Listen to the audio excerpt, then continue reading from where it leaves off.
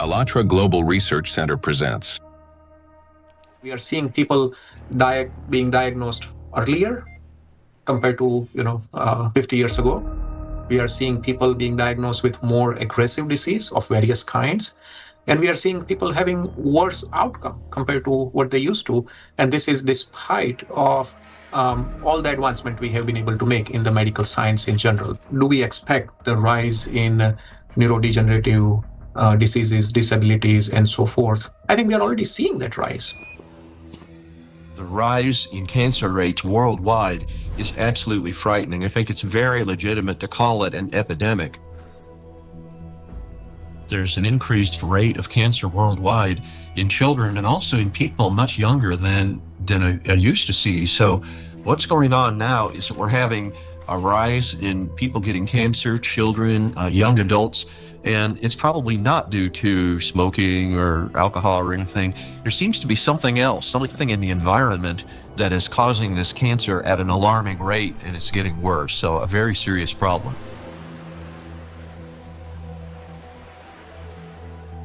Diseases are emerging early in life.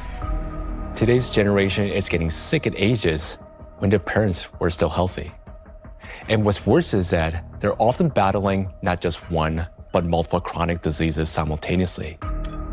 How can this be happening despite all the advances in modern medicine? What if behind this rapid global decline in human health, there lies a hidden factor, one that we've overlooked all along? Nanoplastics, a threat to life. We're talking about microplastics, tiny particles that can't be seen with the naked eye. They're much thinner than a human hair, extremely fine. From the molecular level to the scale of entire ecosystems, understanding microplastics is crucial for protecting the biosphere and public health. I was also surprised that it took so long, to people to recognize that's a problem, because this plastic production increased super high in the 1950s, and we have now, I guess, something between 400 and 500 million tons of plastic production every year, and this keeps accumulating, in all our ecosystems. So it's not only affecting the human life, but the whole ecosystem. So it's every individual, every plant, even bacteria. They take them up.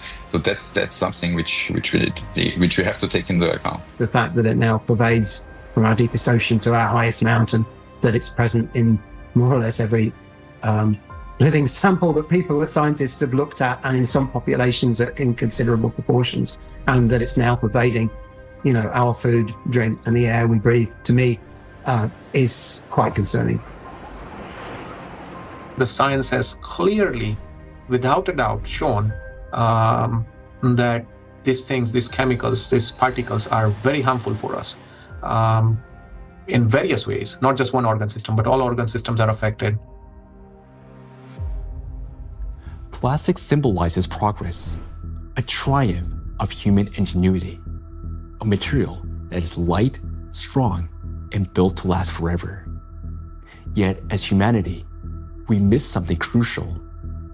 We fail to notice how the very material created to improve our lives began instead to endanger them.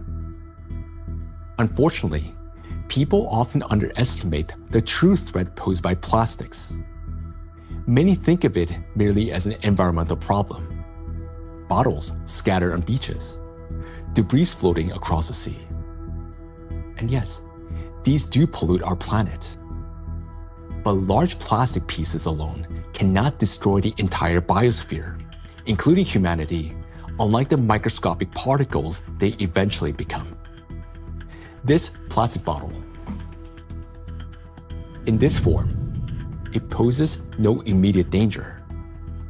But everything changes once this solid object disintegrates into mass of microscopic fragments.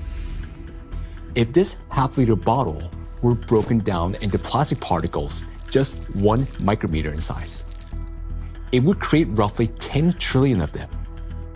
And if all those particles were to penetrate the cells of a human body at once, this single bottle, in the form of nanoparticles, would destroy a person within minutes. Micro and nanoplastics are a threat to life itself. And by life, we mean not only human existence, but the very survival of the entire biosphere.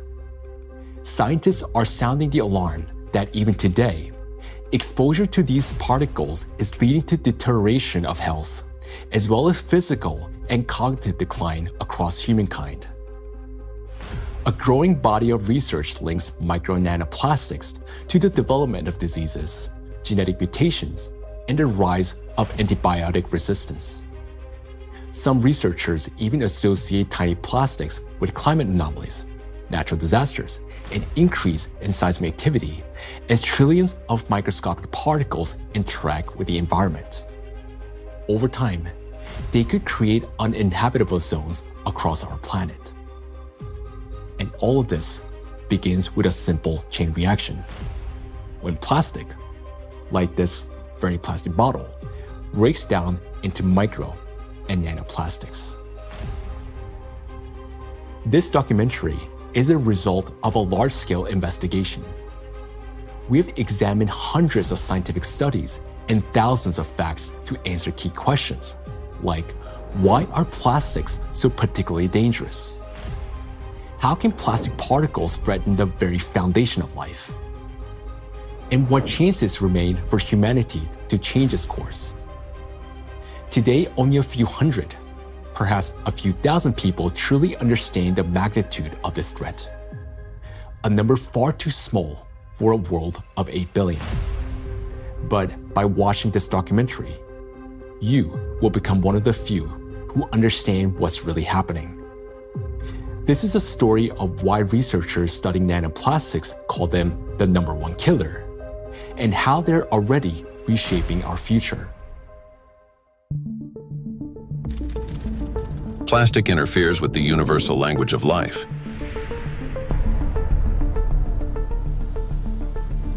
We are living in an era when life on Earth is disappearing faster than ever since the age of the dinosaurs. Currently, the extinction rate of species is 1,000 times higher than the natural extinction rates, making our time one of the most devastating periods in all of history in terms of biodiversity loss. The 6th mass extinction is already underway. The modern world is plunging into a biological collapse, like the ones in the past that wiped out up to 90% of all living creatures on the planet. While past global catastrophes were driven by volcanic eruptions or meteor impacts, today a new factor has joined these forces of nature. An invisible enemy created by humans, capable of destroying all life. Plastics are everywhere.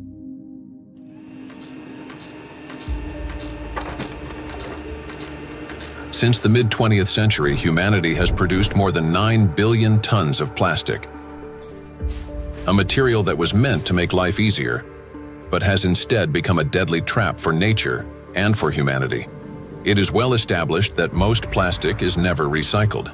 Professor Antonio Ragusa, an Italian obstetrician gynecologist and researcher who first identified microplastic in the human placenta, explains how it continues its journey through the biosphere.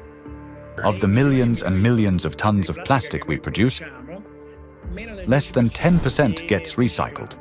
More than 90% is dumped into the environment. And when plastic gets dumped into the environment, it slowly breaks down into smaller and smaller particles, eventually becoming very small, microplastics, or even tiny nanoplastics.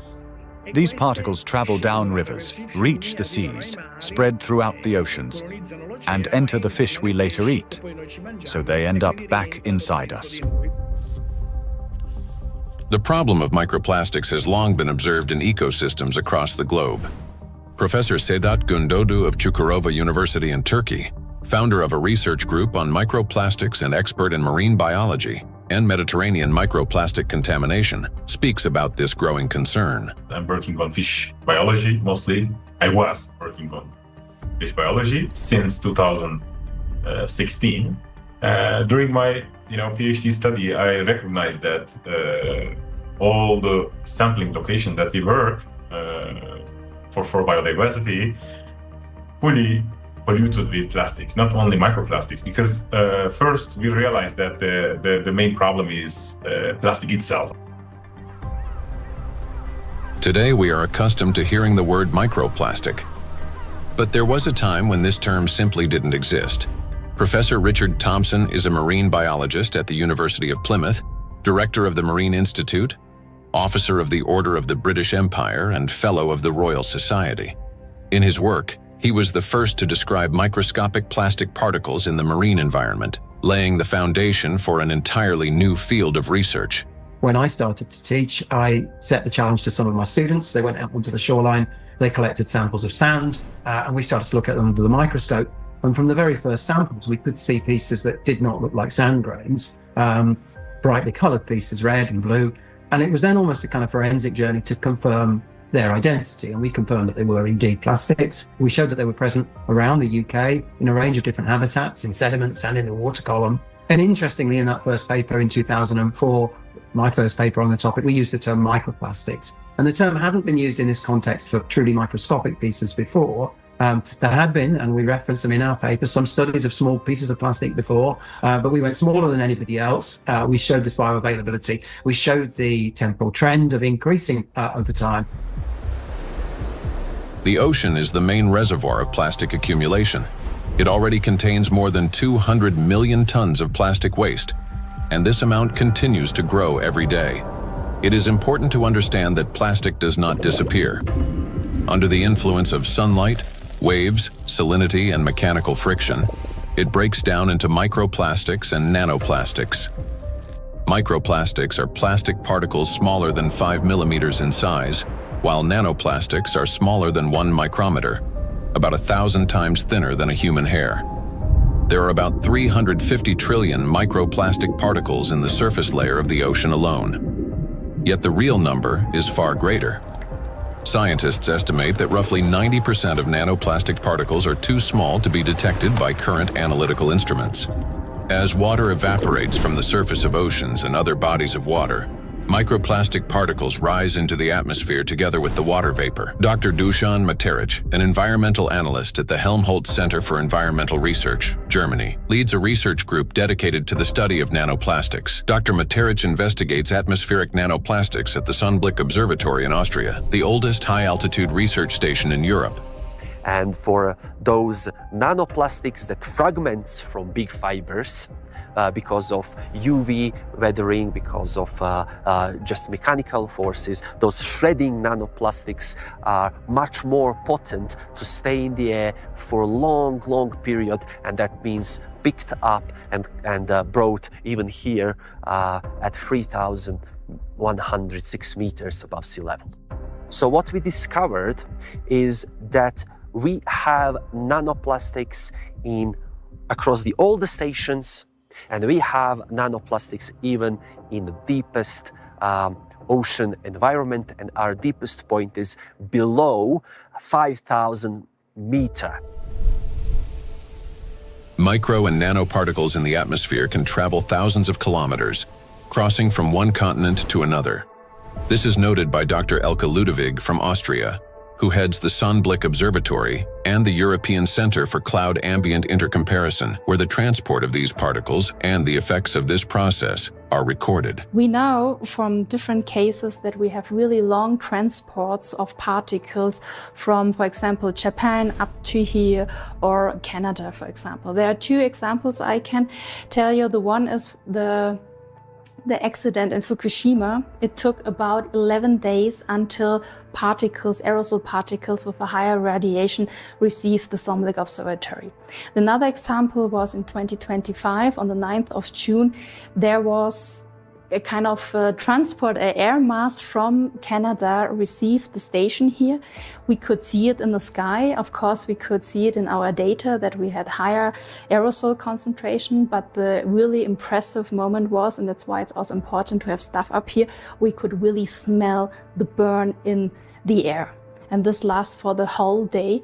So there you can see how intense effects somewhere on the globe, especially on the North Hemisphere, can be, and it's still transported hundreds of kilometers around the North Hemisphere, and we can measure it here and show what it is.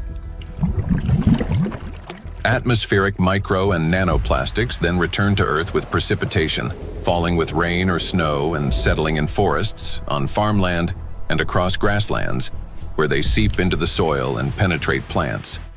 This is happening all over the planet, in both the northern and southern hemispheres. Liliana Cáceres Sanchez, MSc in Science, Technology and Health, a biologist specializing in ecotoxicology and environmental protection, and a researcher at the Center for Research in Exact Sciences and Engineering at the Bolivian Catholic University San Pablo, notes that microplastics are present in natural environments, in living organisms, and in food products. In recent years, we've conducted analyses of soil, air, and both surface and groundwater in Cochabamba. We have also examined lakes and lagoons, and in all of these samples, we have found microplastics. The fact that we found microplastics even in areas with no human presence suggests that microplastic particles are actively moving through the environment. In addition, we identified their presence in food and in living organisms. We detected microplastics in milk and other pasteurized products such as yogurt. They were also found in wild animals, for example, in the Titicaca water frog and in fish from a lake near Cochabamba called Angostura. These findings confirm that microplastics have already become part of our food chain and ecological chain. Due to microplastic pollution, 1 in 10 grains of the world's 3 main food crops, rice, wheat, and corn, may die before harvest. In addition, researchers from the University of Catania have found high concentrations of microplastic particles in apples, pears, carrots, potatoes, lettuce, and broccoli. Overall, apples and carrots contained the highest levels of contamination, and fruits were found to have more plastic particles than vegetables. On dairy farms in several countries, microplastic particles have been found in samples of hay and other types of cattle feed. The presence of microplastics has also been confirmed in the milk and meat of cows and sheep, as well as in the lung tissue of pigs and in the stomachs and intestines of domestic ducks. This means that plastic has now become inseparable from livestock farming. Scientists from the University of Newcastle in Australia estimate that the average person today consumes around 250 grams of plastic per year through food, the weight equivalent of 50 plastic bags. Moreover, humans inhale micro and nanoplastics.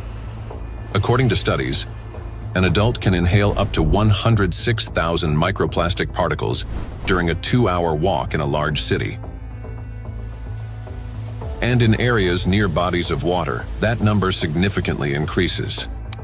We encounter micro and nanoplastic every day when we brush our teeth, take a shower, eat, run errands, go for a walk, wear our clothes, use household appliances, or take medications, and when we are working on a computer, riding public transport, drinking coffee on the go, shopping in a supermarket, or relaxing outdoors. Micro and nanoplastics are everywhere, and we barely notice how deeply these particles have become embedded in our everyday lives today. There are 3 ways plastic gets into the body: through inhalation, through the skin, and through food. And what happens next? It enters the bloodstream. Until fairly recently, about 15 years ago, people thought plastic was inert. And in fact, if you look at these plastic pellets, not microplastics but larger macroplastics, even if you put them in water, they just sit there quietly. It seems like they don't interfere much with the environment. But once they break down into micro and nanoplastics, they get into the human body through those 3 pathways, enter the bloodstream, and from there reach all the parenchymal tissues, that is, the organs, kidneys, liver, heart, arteries, veins, placenta, breast milk. Micro and nanoplastics have already become an inseparable part of the human body. They accumulate in the tissues of the intestines, heart muscles, and in the endocrine and reproductive organs, disrupting their functions. There isn't a single place in the human body they cannot penetrate. Studies show that the highest concentrations of nanoplastic have been found precisely in human brain tissue.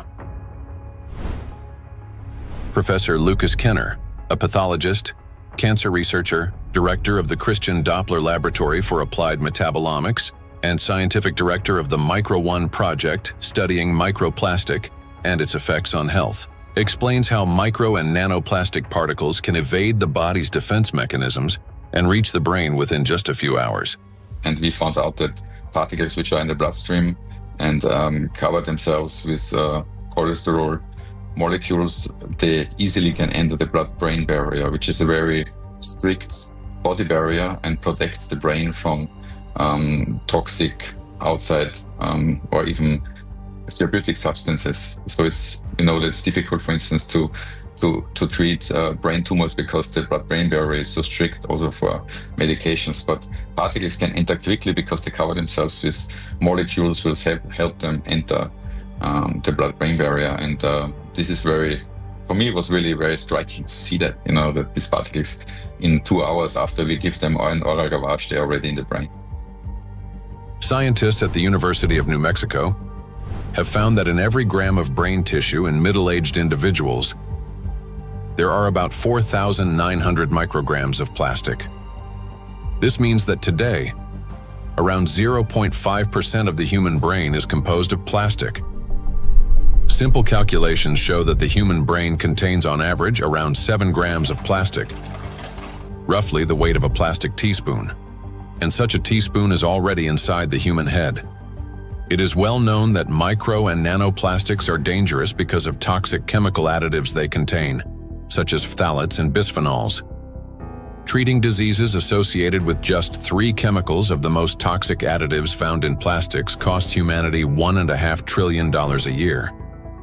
But this is only the tip of the iceberg, as overall more than 16,000 chemical compounds are used in the production of various types of plastics, each carrying its own potential risks to human health. Yet there is another factor, one far more dangerous and still vastly underestimated, in how nanoplastics affect the human body. It is precisely this factor that allows nanoplastics to easily penetrate the body's protective barriers, and once inside, they are virtually impossible to remove. The destructive impact of plastics at the chemical level has already been examined in another documentary, A Trap for Humanity, part of which focused on the toxic additives in plastics and their devastating effects for human health. Now, the dangers from chemicals are, of course, the most visible and widely discussed part of the problem. But as our investigation continued, we realized that the true danger of plastics lie beyond the chemistry, extending much deeper into the realm of physics. To understand why plastic particles are so dangerous, we must first understand their unique physical properties. Unique properties of plastic. At the micro and nanoscale, plastic particles acquire new physicochemical properties. They can retain surface charge for longer periods and interact with electrostatic fields and other molecules. In this sense, micro and nanoplastics can be compared to an electret, a material that accumulates static electricity and holds it for an extended time. Moreover, plastic particles not only retain an electrostatic charge, but can also recharge it.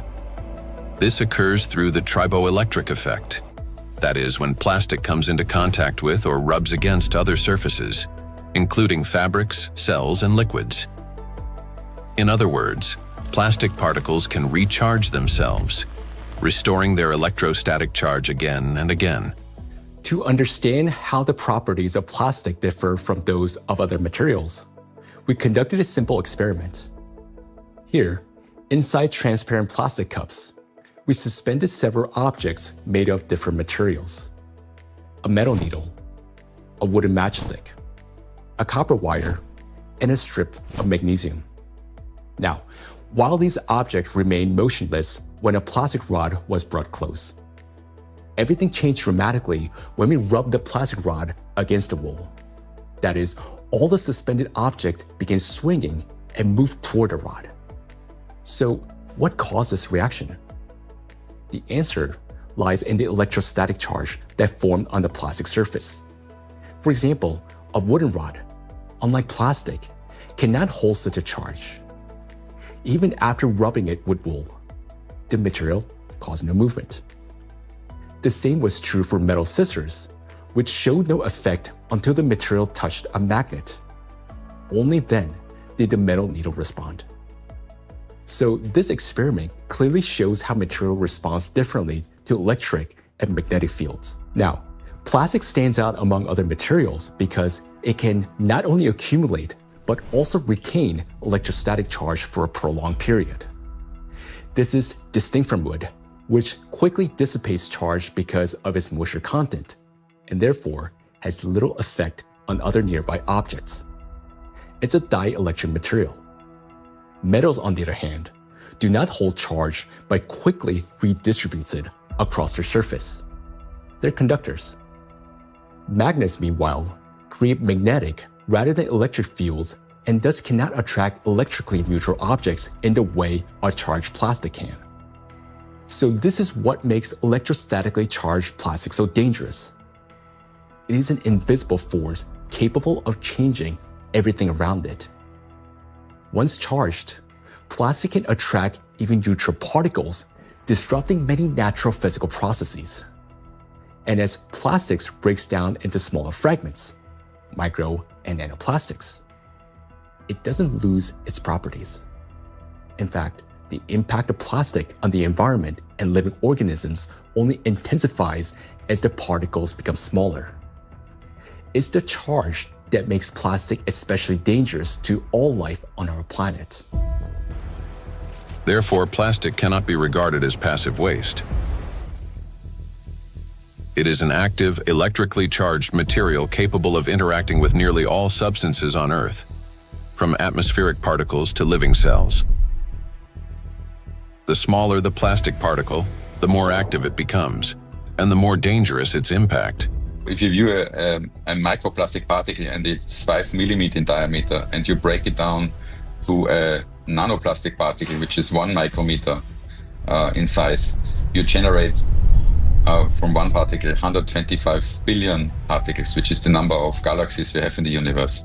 And the surface of these particles is 5,000 times larger than the 5 millimeter particle. So this just exemplifies how big an issue the breakdown of those plastic particles in even and all the time smaller particles. And these particles have maybe total different properties than the large 5 millimeter particles. So you not only change the size, but also the surface and the properties of the particles. Nanoplastic has an enormous surface area compared to its mass. It's like a tiny grain with the surface area of a football field. This is called a high specific surface area. The larger the surface, the greater the particle's ability to accumulate and retain electrostatic charge, and the more active sites it contains that bind proteins, metal ions, lipids, and other molecules from the surrounding environment can attach. To understand how dangerous these tiny charged particles are, let's run a simple mental experiment. For example, we have an ordinary 1.5 volt battery. If we divide it into 125 billion tiny batteries, and suppose each of them still had the same power output of 1.5 volts, their aggregate power would equal 187.5 billion volts. Imagine how much greater the voltage will become. Similar things happen with plastic. When a single fragment of plastic is divided into 125 billion particles, each carrying a charge, the amount of charge increases. Today, millions of tons of plastic in our biosphere are constantly breaking down into smaller and smaller particles, each carrying an electrostatic charge that allows it to penetrate everywhere. Consequently, as the number of electrostatically charged plastic particles grows, and excess electrical potential builds up throughout our planet. This is a major factor disrupting the Earth's energy balance, contributing to warming of the oceans, increase in atmospheric anomalies, as well as the number and severity of natural disasters each year. Note that the warmer the ocean, the more acidic it gets, and the faster plastic breaks down into charged micro-nanoplastics. This in turn leads to greater buildup of energy on our planet, amplifying all these processes in a self-reinforcing chain reaction. In addition, the smaller the particle, the more easily it penetrates the protective barrier of living organisms, including humans, triggering various chronic diseases and killing millions of people. We'll explore all of this in detail. In other words, plastic fragmentation does not make it safer. On the contrary, it transforms it into nanoparticles that readily penetrate living organisms. We know so far that compared to microplastics, nanoplastics can pass through the cell membranes much easily.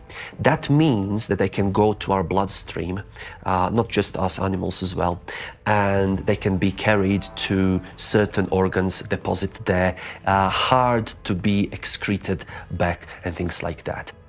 This is why nanoplastic is far more dangerous than microplastic, as its capacity to accumulate electrostatic charge is significantly greater. Due to their electrolyte behavior and small size, plastics do not remain inert particles. They become charged and transform into trillions of micro and nano killers. It is through this charge that tiny plastics can penetrate deep into the living tissues and even destroy them. Today, these particles are everywhere, and they're already interfering with the delicate electrical processes in nature. Now, we often think of electricity as something artificial, confined to light bulbs, batteries, and wires. But in reality, electrical impulses are the very language of life. That is, they enable the entire biosphere to function. And it is precisely these natural processes that electrostatically charged micro and nanoplastics are now disrupting. Universal language of nature.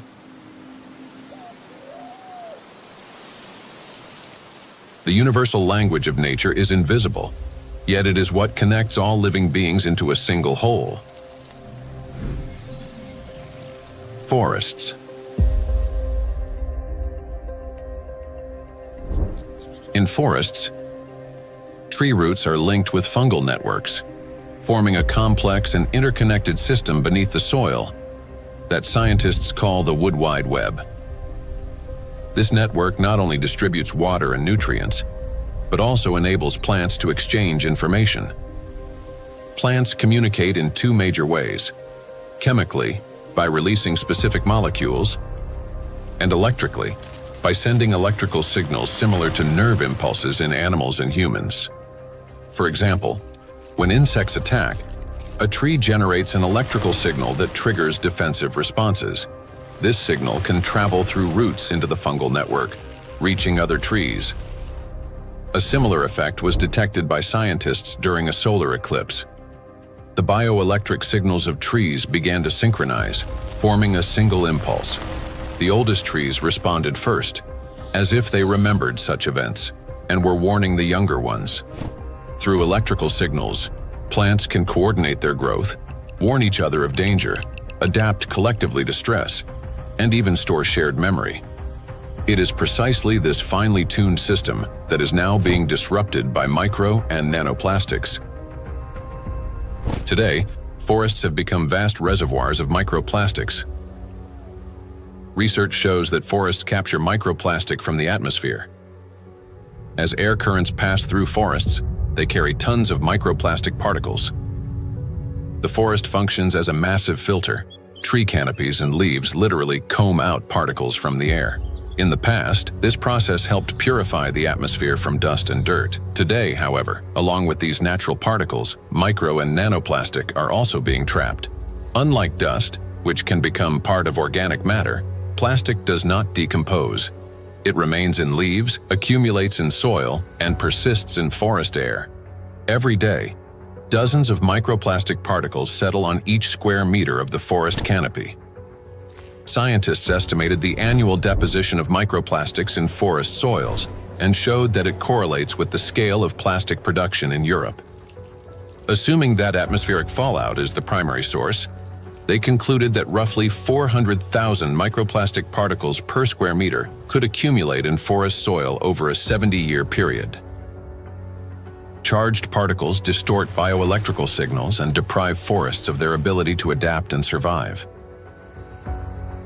Negatively charged nanoparticles penetrate plant roots more easily, disrupting nutrient absorption. As a result, growth slows down and root formation is impaired. In addition, electrostatically charged micro and nanoparticles of plastic adhere to leaves and penetrate plant cells, impairing photosynthesis.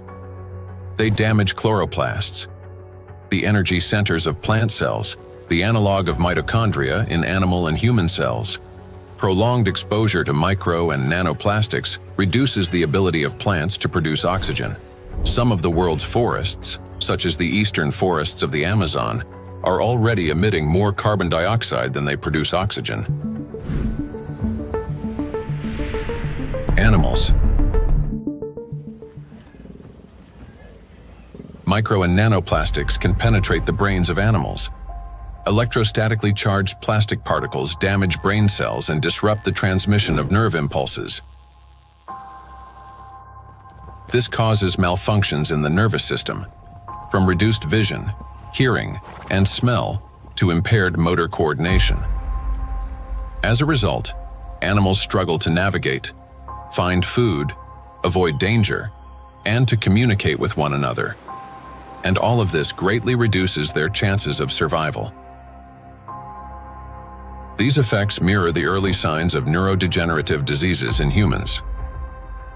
According to the Worldwide Fund for Nature, over the past 50 years, the global population of wild animals has declined by nearly 70%. People can't even protect those they've taken responsibility for. Household pets are also poisoned by micro and nanoplastics. Pet food contains PET, the same plastic used to make bottles. Moreover, microplastic particles have been found in the tissues of cats and dogs. Scientists analyzed tissue samples from 49 animals, 24 cats and 25 dogs, that had died of natural causes and found that more than 70% of them had microplastics present in multiple organs.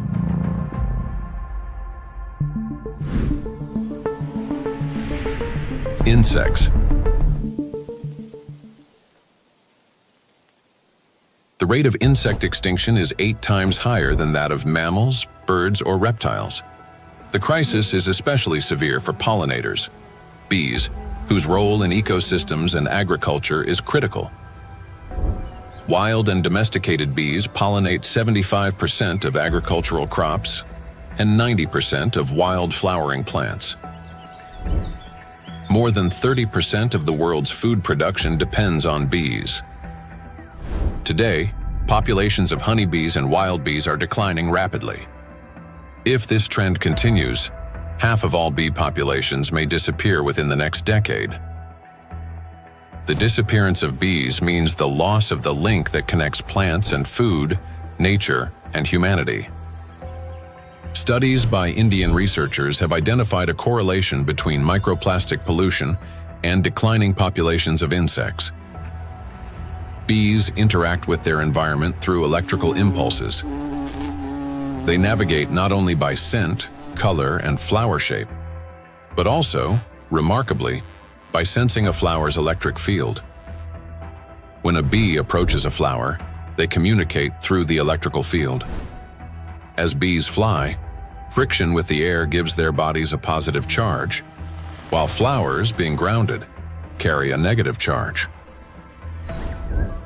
This difference creates an electric field that allows pollen to transfer to the bee even before it lands. Experiments have shown that bees can distinguish flowers by their electric fields, associate specific electrical signals with the presence of nectar, and even determine a flower's freshness by the strength of its residual charge. After a flower has been visited, its electric field weakens, and other bees can read the signal that the flower contains less nectar. Moreover, the bee's own electric charge can stimulate a plant to release fragrance, attracting even more pollinators. Thus, an entire electrical communication system operates between bees and flowers. The electrostatic charge carried by micro and nanoplastics distorts these electrical impulses, affecting the bee's brain and nervous system. As a result, bees can no longer recognize flowers, locate nectar, find its way home, or identify members of their colony. Even the smallest doses of microplastics can be lethal to bees. Bees are covered in sensitive hairs and constantly interact with their environment, allowing plastic particles to settle on their bodies and easily penetrate them. One of the leading experts studying the impact of microplastics on insects is Professor David Baraki, PhD in ecology and animal ethology, biologist, and head of the Cognitive and Behavioral Ecology Lab, B-Lab, at the University of Florence. We already know from our studies and studies from other colleagues that, for instance, the microplastic can affect the gut microbiome. So if they feed with microplastics, this can generate dysbiosis, or the microbiota can be affected. In the same way, we found that it can affect the immune response. So both honeybees and bumblebees have a kind of immune depression, so they are not any longer able to fight infections. And they can also show altered behavior. So for instance, again, learning and memory is affected. Polyethylene doesn't seem to hurt too much honeybees, and polyestyrene had a strong impact not only on survival but also on learning and memory. So in our experiment, we really found that this polymer, concentration that we probably can find in environment can actually impair memory formation and memory retrieval. And this is, of course, alarming because for honeybees, as I said, it's very, very important to have a good learning and memory capabilities. When microplastics enter a bee's body through food or air, they damage the intestine, disrupt metabolism and reproductive function, weaken the immune system, and alter their behavior, even to the point of losing the ability to navigate.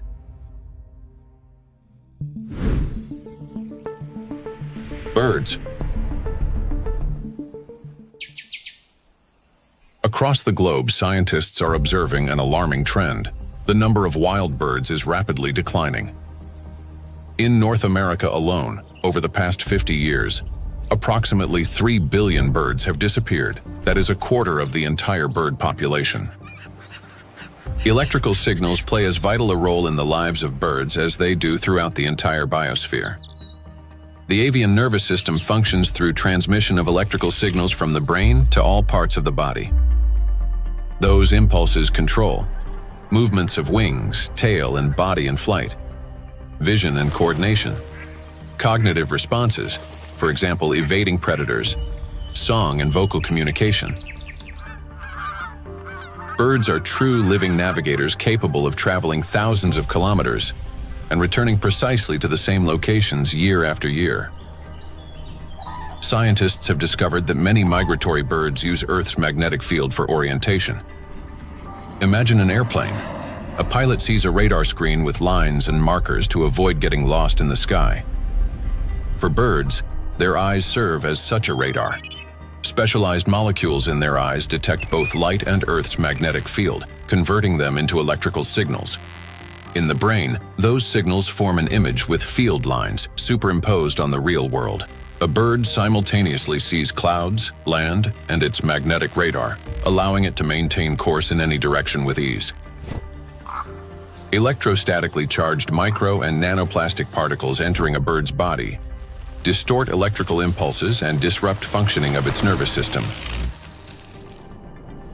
This leads to loss of motor coordination, weakened memory and learning ability, and impaired vocalization and spatial orientation. Externally, this manifests as increasingly erratic flight, unstable behavior, and even softer, weakened chirping. Nestlings are especially vulnerable. Many do not survive to adulthood, and those that do often exhibit cognitive impairments. However, that's not all. Plastics damage the liver, kidneys, stomach, and brain of birds, causing symptoms that resemble Alzheimer's disease. Even birds that appear healthy lose the ability to adequately care for their partners and offspring, sharply reducing their chances of successful reproduction.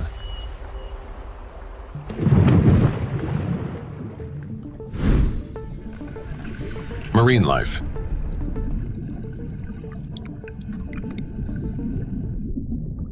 Beneath the surface reigns a unique world where vision weakens and sounds become distorted. In such conditions, marine life perceives reality differently. Through electroreception, the ability to sense faint electric fields and navigate by them. Predators such as sharks can detect tiny electrical impulses produced by muscle contractions and the heartbeat of their prey. Even if a fish remains motionless and hidden in sand, its bioelectric signals reveal its location. All living organisms in water generate continuous bioelectric fields due to ion flow across their skin. Those fields are subtly altered when the animal moves or when another living being appears nearby. Electrical impulses are an inseparable part of life itself, even underwater. Electrostatically charged micro and nanoplastics can distort or block those signals, which makes marine creatures especially vulnerable. As a result, marine animals and fish lose their ability to accurately locate prey, avoid predators, and follow migration routes. This threatens their survival and leads to population declines. Furthermore, fish exposed to microplastics exhibit a wide range of toxic effects, from immune system dysfunction to altered blood composition. Signs of neurotoxicity, growth retardation, and reduced reproductive capacity have also been documented in fish.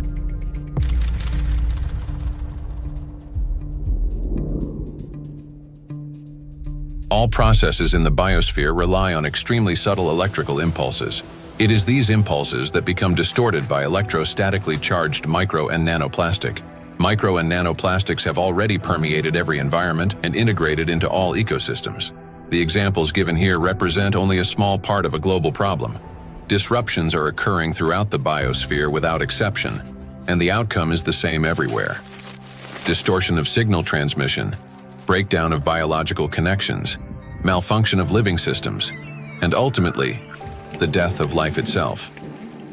Micro and nanoplastics are everywhere, and everything they touch is slowly dying.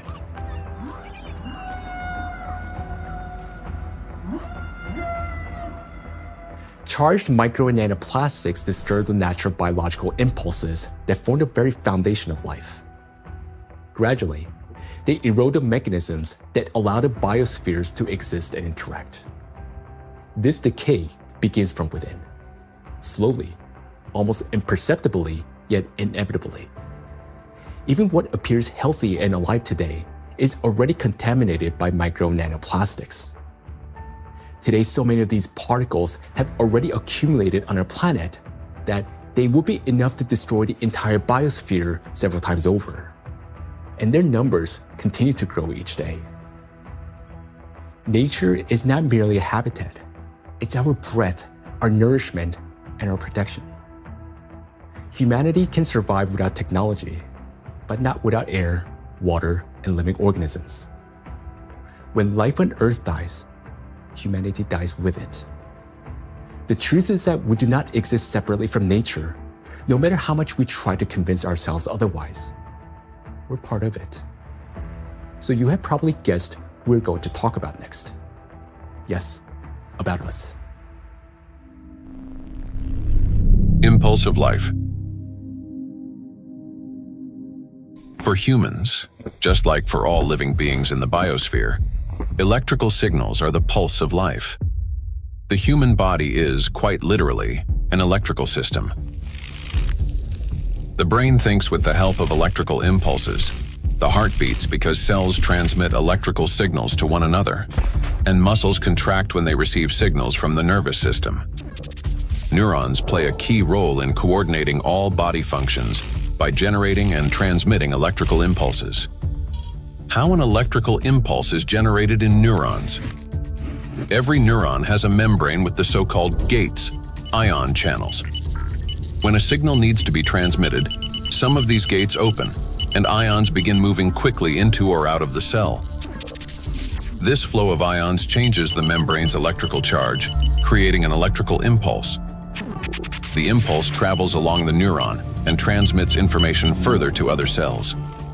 How you communicate, whether you interrupt, speak quickly and emotionally, or on the contrary, whether you're apathetic, how you scroll through a news feed on your phone, whether you rush or move slowly, depends largely on the balance of ions. When this balance is disrupted, a person can become overly irritable, or, on the contrary, sluggish. Every movement and reaction of our body is based on electrical impulses in neurons and other cells. For example, if you accidentally touch a hot object, nerve fibers instantly transmit a signal to the brain, which commands the muscles. Pull your hand away.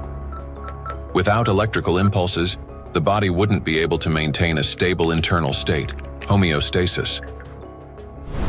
Even the immune system cannot function without electrical impulses. The speed and strength of every immune cell's response depend directly on the quality of impulse transmission. Emotions and thoughts are also the language of electrical impulses.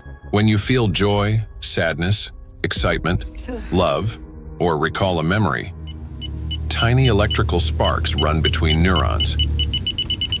They're like messages between friends. One neuron writes, another reads, and passes it on. Through these chains, thoughts, emotions, and decisions are born.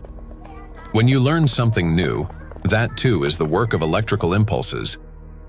They create new neural connections, as if paving little pathways in the brain that make it easier for impulses to travel later on.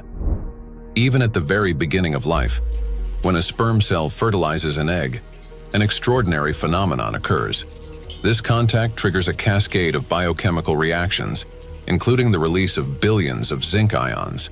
This impulse acts like a start button that activates the egg and initiates the very process from which the future embryo begins to develop.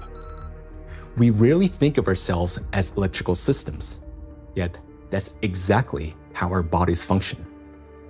Nature created a perfect design in which countless vital processes and interactions occur through electrical impulses. But there was one thing that nature could not have foreseen: that humans would create an enemy capable of infiltrating and disrupting this perfect mechanism.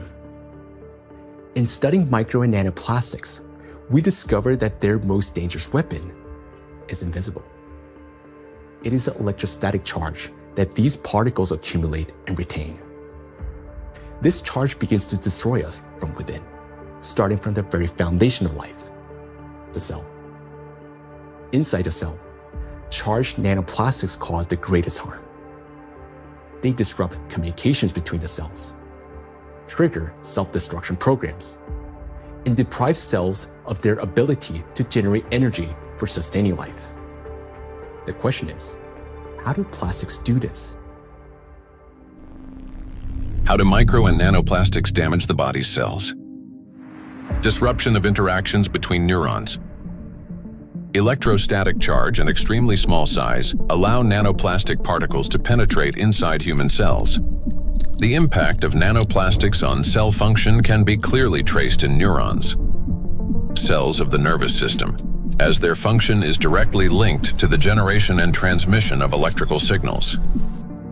Valérie Etkin, Doctor of Physical and Mathematical Sciences and member of the European Academy of Natural Sciences, emphasizes that the impact of nanoplastics on nerve cells manifests at the most fundamental levels. Nanoplastics significantly influence the generation and transmission of neural impulses through multiple mechanisms that disrupt ion transport and the electrical activity of neurons responsible for transmitting nerve signals in the body. Each neuron functions like a miniature battery. It constantly maintains a difference in electrical charge between the inside and outside of its membrane. This enables the neuron to be ready to transmit a signal at the right moment. Charged nanoplastic disturbs this delicate balance, making the cell behave unpredictably. A neuron may activate prematurely, like a light flickering on without command, or conversely, fail to transmit a signal when needed. Such interference disrupts the operation of entire neural networks, like a city experiencing power outages, where neighborhoods go dark one after another, leading to a blackout. In addition, as shown by research conducted by Chinese scientists from Southern Medical University in Guangzhou, nanoplastic interferes with the operation of ion channels. Nanoplastic carrying an electrostatic charge can interact with these channels and alter their structure. As a result, the gates may fail to open or remain open for too long. This also disturbs normal signal transmission throughout the nervous system. When electrostatic interactions occur with charged membrane lipids, they cause a redistribution of charged lipids and proteins within the membrane, which leads to impaired functionality of these lipid membranes. This results in localized changes in ion concentration and the formation of ion concentration gradients around charged particles. The function of ion pumps, which are essential for maintaining ion balance, becomes disrupted. Ion pumps are mechanisms that move substances against their concentration gradients, a process known as active transport. When these processes become unbalanced, they accumulate energy that can later be used by biological systems to perform work. And so, the work of these pumps may be disrupted, yet it's one of the core mechanisms underlying biological activity. Signal transmission between neurons is a complex yet remarkably coordinated electrochemical communication process in which special molecules, neurotransmitters, play a crucial role. These molecules act as couriers, transferring information from one neuron to another in a strictly ordered manner. Nanoplastic particles carrying an electrostatic charge can interfere with the release of neurotransmitters or trigger their discharge without proper signaling.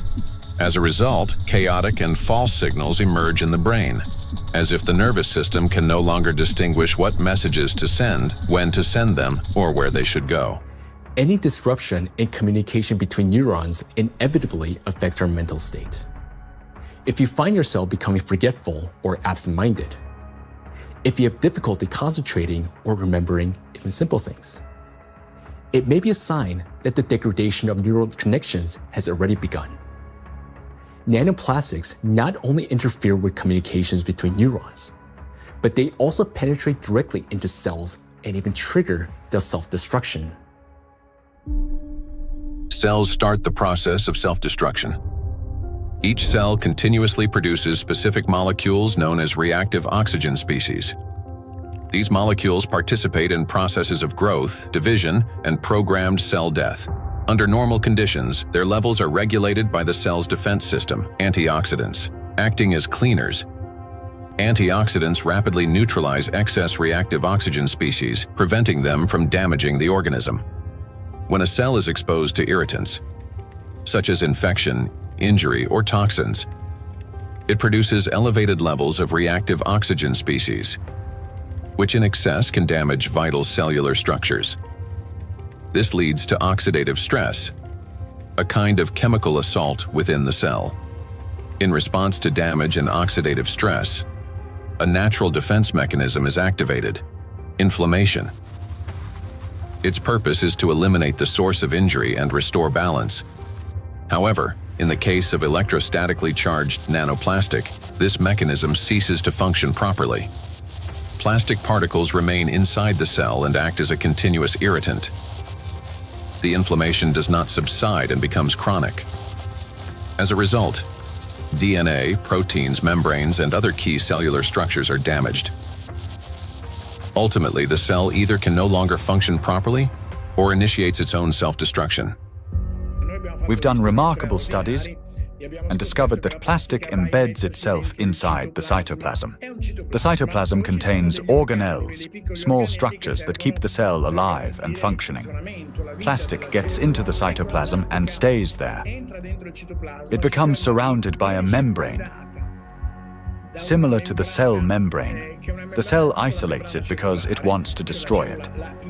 And it starts producing enzymes and other substances the cell normally uses when it's invaded by microbes, viruses, bacteria, or antigens.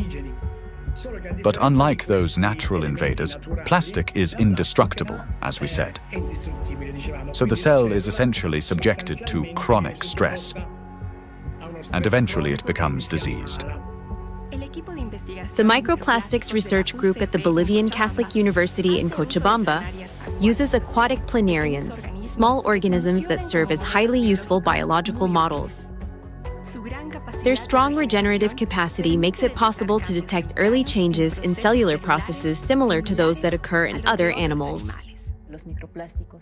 Microplastics, especially when combined with other pollutants such as metals, are already affecting living organisms. Microplastics can trigger oxidative stress, an imbalance between the production of reactive oxygen species and the body's antioxidant capacity. This oxidative stress directly affects cellular metabolism, disrupting the functions of proteins, lipids, and nucleic acids, which can lead to changes in growth, regeneration, and the overall physiology of organisms.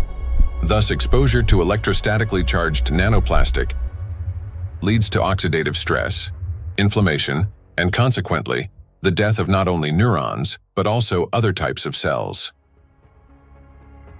Oxidative stress is like a fire burning inside a cell, while antioxidants are like firefighters that work to extinguish it. Note that nanoplastics act as a fuel for the fire, feeding it endlessly until the cell is consumed from within. Yet, that's not all nanoplastics do inside our cells. They also destroy the cell's power plants, the mitochondria. Every cell lives and functions thanks to the energy produced by mitochondria. That very energy powers all processes in the body, from cell division to hormone synthesis. Even the electrical impulses that we've been talking about depend on the energy from mitochondria. And it is precisely this vital source of life that charged nanoplastics attack. Cells stop producing energy for life. Recent studies have shown that mitochondria are particularly vulnerable to the effects of nanoplastic. And that's where a cascade of processes leading to aging and disease begins. Scientists from China have discovered that the electrostatic charge and tiny size of nanoplastic particles allow them to penetrate deep into the cell and accumulate even within mitochondria, disrupting their function. Such a condition is known as mitochondrial dysfunction, a state in which mitochondria can no longer perform their essential roles. For comparison, a mitochondrion is approximately the size of a bacterium, while a nanoplastic particle is dozens of times smaller. Dr. Jeffrey Long, a radiation oncologist with many years of clinical experience and an expert on environmental exposures and their impact on human health, explains the destructive intracellular processes triggered by nanoplastic. They can get into the cell and they can damage the critical parts of the cell, particularly mitochondria. Mitochondria in each cell in the human body is sort of the energy machine. It produces the raw stuff that provides energy to the entire rest of the cell. And it is frightening to understand, and increasingly so with increasing scientific studies, that nanoparticles nanoplastics, as they get in, are actually damaging the mitochondria, that energy-producing part of the cell. They're also damaging the part of the cell involved in division and reproduction called DNA. And certainly they can affect other molecules and proteins within the cell. Mitochondria are the cell's energy and signaling center. They regulate metabolism, control cell growth and division, protect against oxidative stress, modulate inflammation and immune responses, and trigger programmed cell death. One of their key functions is cellular respiration, the process by which energy is produced. Energy in the human body is generated as follows. First, proteins, fats, and carbohydrates from food are broken down into simple molecules. These molecules then enter the mitochondria, where electrons are extracted from them. The electrons move along a specialized chain of proteins, much like an electric current passing through wires.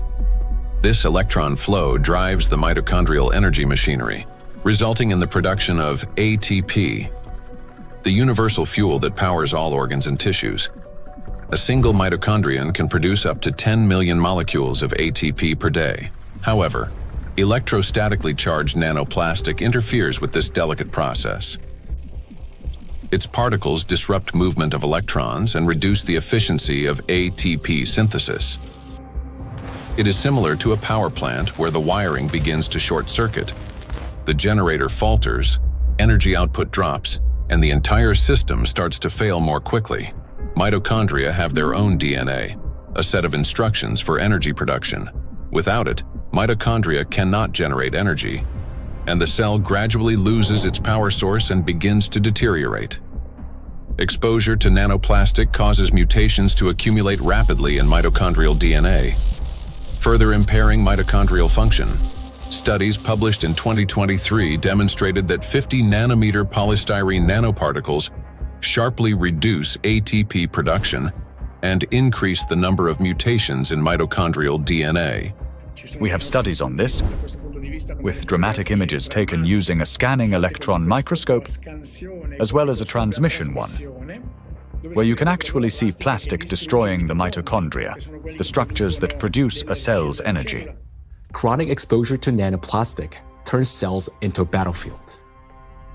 Their electrostatic charge prevents mitochondria from carrying out their essential functions, and this disruption marks the beginning of the slow decline of cells, tissues, and organs. We have now seen the key mechanisms by which charged nanoplastic particles damage cells. Each of these processes is destructive on their own, but they also occur simultaneously and amplify one another's effects. This chain reaction unleashes avalanche of damages leading to cell death, and ultimately causing systemic breakdowns and accelerating biological aging. Micro and nanoplastics accelerate aging. We tend to think that aging begins with wrinkles, gray hair, or fatigue. But in reality, it starts deep within the cells, with mitochondrial dysfunction and failures in key biological processes. Over time, damaged and dying cells accumulate, and the body loses its ability to renew itself. Aging is the gradual wear and tear of life's internal mechanisms. Scientists identify several main mechanisms of aging, such as oxidative stress, mitochondrial dysfunction, chronic inflammation, telomere shortening, DNA damage accumulation, epigenetic alterations. These same mechanisms underlie various diseases. When mitochondria can no longer produce sufficient energy, when DNA damage accumulates, and when inflammation becomes chronic, the organism grows increasingly vulnerable. This is when conditions such as diabetes, cancer, heart attack, dementia, and Alzheimer's disease begin to develop, and they all share one root cause: the aging of cells and tissues. Here's the crucial point. Electrostatically charged nanoplastic induces the same processes: oxidative stress, DNA damage, mitochondrial dysfunction, telomere shortening, chronic inflammation, and epigenetic alterations.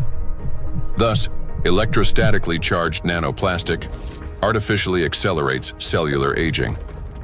What once unfolded over decades can now progress many times faster under its influence. And we are already witnessing the consequences. Diseases are becoming younger. Scientists have found that modern generations develop illnesses earlier and accumulate more chronic conditions than their parents did at the same age. Even a difference of just a few years now translates into noticeably higher rates of disease. Cancer and hypertension remain the most common conditions. Moreover, each subsequent generation shows an increase in the number of chronic conditions in a single individual. Diseases once considered age-related are increasingly found in young people. Notably, this trend coincides with the growing plastic pollution of the environment. As a result of exposure to electrostatically charged nanoplastic, the biological cell age of people in their 20s or 30s may already correspond to that of a 50 to 60-year-old person. So very frightening how widespread nanoplastics are everywhere, probably each and every one of our cells. Even to you talking and among the audience listening, Probably all of our cells have at least some nanoplastics. So let's summarize. Aging is a gradual breakdown of the cells in our bodies. Nanoplastics accelerate this deterioration, and thus the aging itself through all those destructive processes within the cells that we've just talked about. And here lies the crucial point. The same mechanisms that drive aging also underlie many chronic diseases. In other words, micro and nanoplastics not only speed up aging, but also contribute to the development of diseases. Today, micro and nanoplastics are detected in every organ of the human body, and everywhere, in each organ, in each cell. The tiny plastic particles trigger a cascade of internal destruction. Nanoplastics damage cell membranes, disrupt ion channels, induce oxidative stress, disable mitochondria, and provoke genetic mutations. These damages affect all cell types in the same way, whether in the heart, bones, lungs, or elsewhere. Now, we know the answer to the main question that began our investigation. Why and by what mechanism are nanoplastics capable of destroying living systems at the microscopic level? But what does that mean to us, for each of us? What specific diseases arise from such cellular destruction within the human body? The answers lie ahead in the next part of our investigation. Micro and nanoplastics are damaging health. Micro and nanoplastics impact the nervous system. Neurological disorders are the leading cause of physical and cognitive disability worldwide, affecting almost 3.5 billion people. Over the past 30 years, the number of such cases has risen drastically, and scientists project that within the next 2 decades, this figure could double. Since this trend mirrors a surge of plastic pollutions in our environment, it becomes clear why these diseases are becoming more prevalent and why they're increasingly affecting younger population. Now, recall the image of a plastic spoon in the brain. Unfortunately, it doesn't sit there inert or harmless. Electrostatically charged plastic particles attack neurons, the brain cells that are responsible for most of our thoughts and movements. Every day and every minute, nanoplastics are silently destroying cells in our brains, and the exposure to these tiny plastics, they never stop. In fact, it continues to accelerate.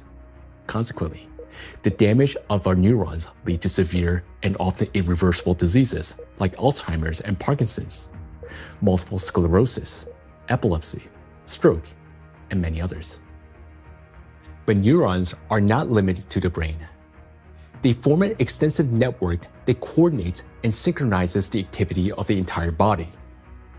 And when they're damaged, the autonomic nervous system begins to malfunction, disrupting the function of internal organs.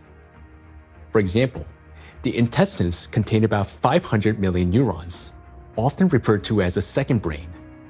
This vast network plays a vital role in digestion, immunity, and even emotional regulation. But with every sip of water and every meal, an invisible stream of micro nanoplastics enters our bodies. And unfortunately, most of these particles settle and accumulate in the intestines. Micro and nanoplastics destroy intestinal barriers. The intestine is not just a digestive organ. About 70% of the cells in our immune system are concentrated there, which means its condition directly affects the protection of the entire body.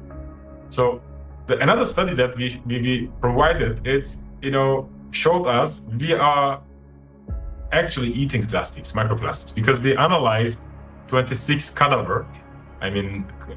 human cadaver. We just investigate their intestinal system, their gut content, and we found like between 9 and 10 microplastic per person in their stomach. So this is like a acute exposure. At that time, they exposed that amount of microplastics because when you eat something, it will pass through your intestinal system. Some of them will remain inside the system. this is what we found. There remain microplastic particles inside the human stomach, because grams doesn't give enough information about exposure, because the particles behave according to their shape rather than their mass, because the definitive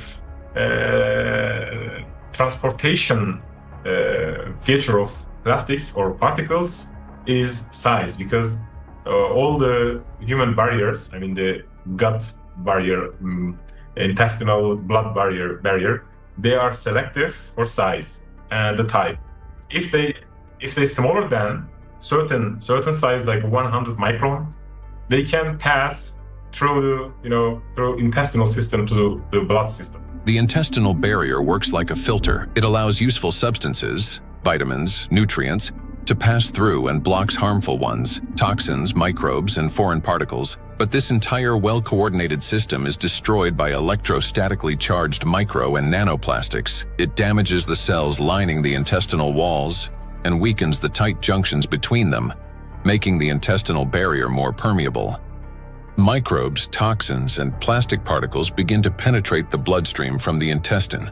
In response, the immune system triggers inflammation. The intestine is also the body's second brain.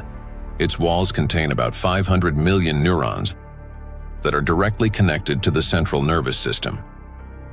This connection is called the gut-brain axis. The gut and the brain are connected through the vagus nerve. It is like a direct phone line through which they constantly exchange messages.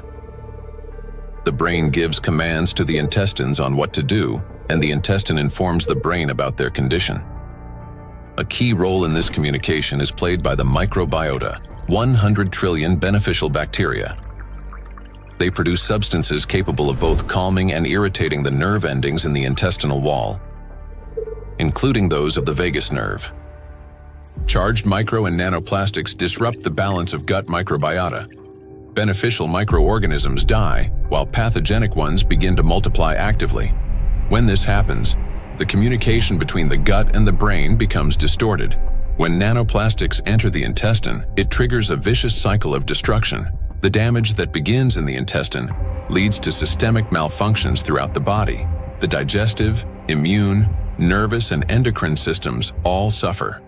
This accelerates the body's aging process and increases the risk of serious diseases such as irritable bowel syndrome and inflammatory bowel diseases, allergies and autoimmune diseases, depression, anxiety and cognitive disorders, obesity and diabetes, cardiovascular diseases, neurodegenerative diseases, such as Alzheimer's and Parkinson's. Micro and nanoplastics destroy immunity. Researchers from the University Medical Center Utrecht discovered that immune cells exposed to nanoplastic die 3 times faster than those that are not. Such accelerated death of immune cells severely weakens immunity and reduces the body's ability to fight infections. This contributes to the spread of inflammatory reactions throughout the body.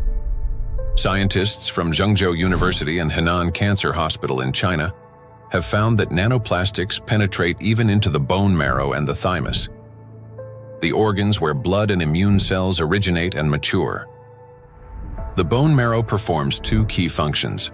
On the one hand, it is a blood cell factory, where red blood cells, white blood cells, and platelets are formed. On the other, stem cells of the bone marrow play a role in regenerating bones, cartilage, muscles, and fat tissue. The impact of nanoplastics on stem cells means damage to the very foundation of regeneration. First, blood formation worsens. Anemia can develop due to a lack of red blood cells. Immunity decreases due to fewer white blood cells. And the risk of bleeding rises because of platelet deficiency. Second, damage to bone cells makes bones more fragile, increasing the risk of fractures and slowing their recovery. Nanoplastics not only destroy the immune system, but through its electrostatic charge, they also create conditions for the reproduction and resilience of pathogens. A study from the University of Illinois showed that positively charged nanoplastic particles increase physiological stress in gut bacteria such as E. coli, making them more pathogenic. The electrostatic charge plays the decisive role here. It is what increases the pathogenicity of microorganisms. At the same time, nanoplastic particles without electrostatic charge did not cause physiological stress in bacteria, and their danger to humans did not increase.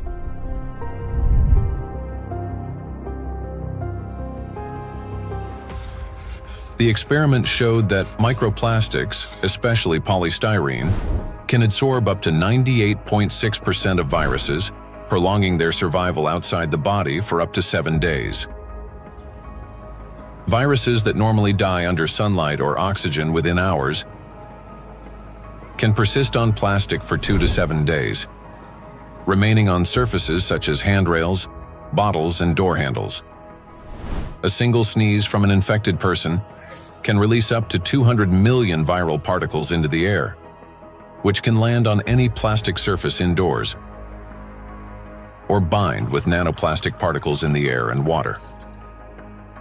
Microplastics become an air and water taxi, spreading infection. Once in the bloodstream, charged micro and nanoplastic particles quickly become coated with plasma proteins, forming a biocorona, which masks them as the body's own cells and makes them invisible to the immune system. Antibiotic resistance.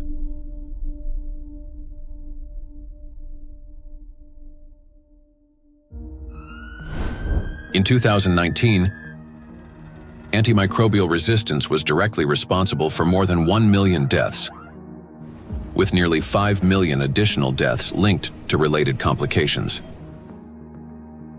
Studies in 2025 show that plastic helps bacteria develop resistance to antibiotics, driving a crisis that medicine is increasingly unable to control. Why? Because plastic is the perfect platform for bacterial growth. On its surface, they easily form biofilms, a dense protective layer shielding bacteria from sunlight, drying out, immune system attacks, and, most importantly, from antibiotics. Just like viruses, bacteria can survive on plastic longer than on other materials, sometimes for 3 days or more. This makes microplastic an efficient carrier of dangerous microbes through water, soil, and food. Paul Dabzak, PhD in water chemistry and microbiology, researcher at Center for Research in Exact Sciences and Engineering at the Bolivian Catholic University San Pablo, notes that the presence of biofilms on microplastics makes them even more dangerous. In the laboratory, we study how microplastics interact with metals and microorganisms.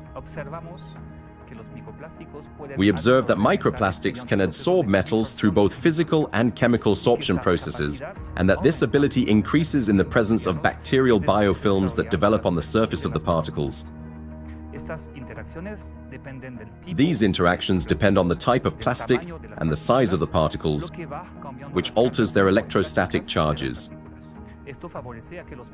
This causes microplastics to act like a magnet, attracting even more contaminants to their surfaces.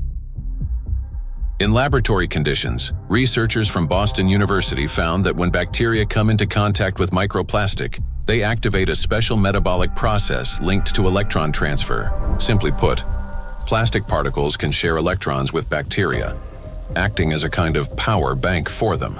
This process is called extracellular electron transfer.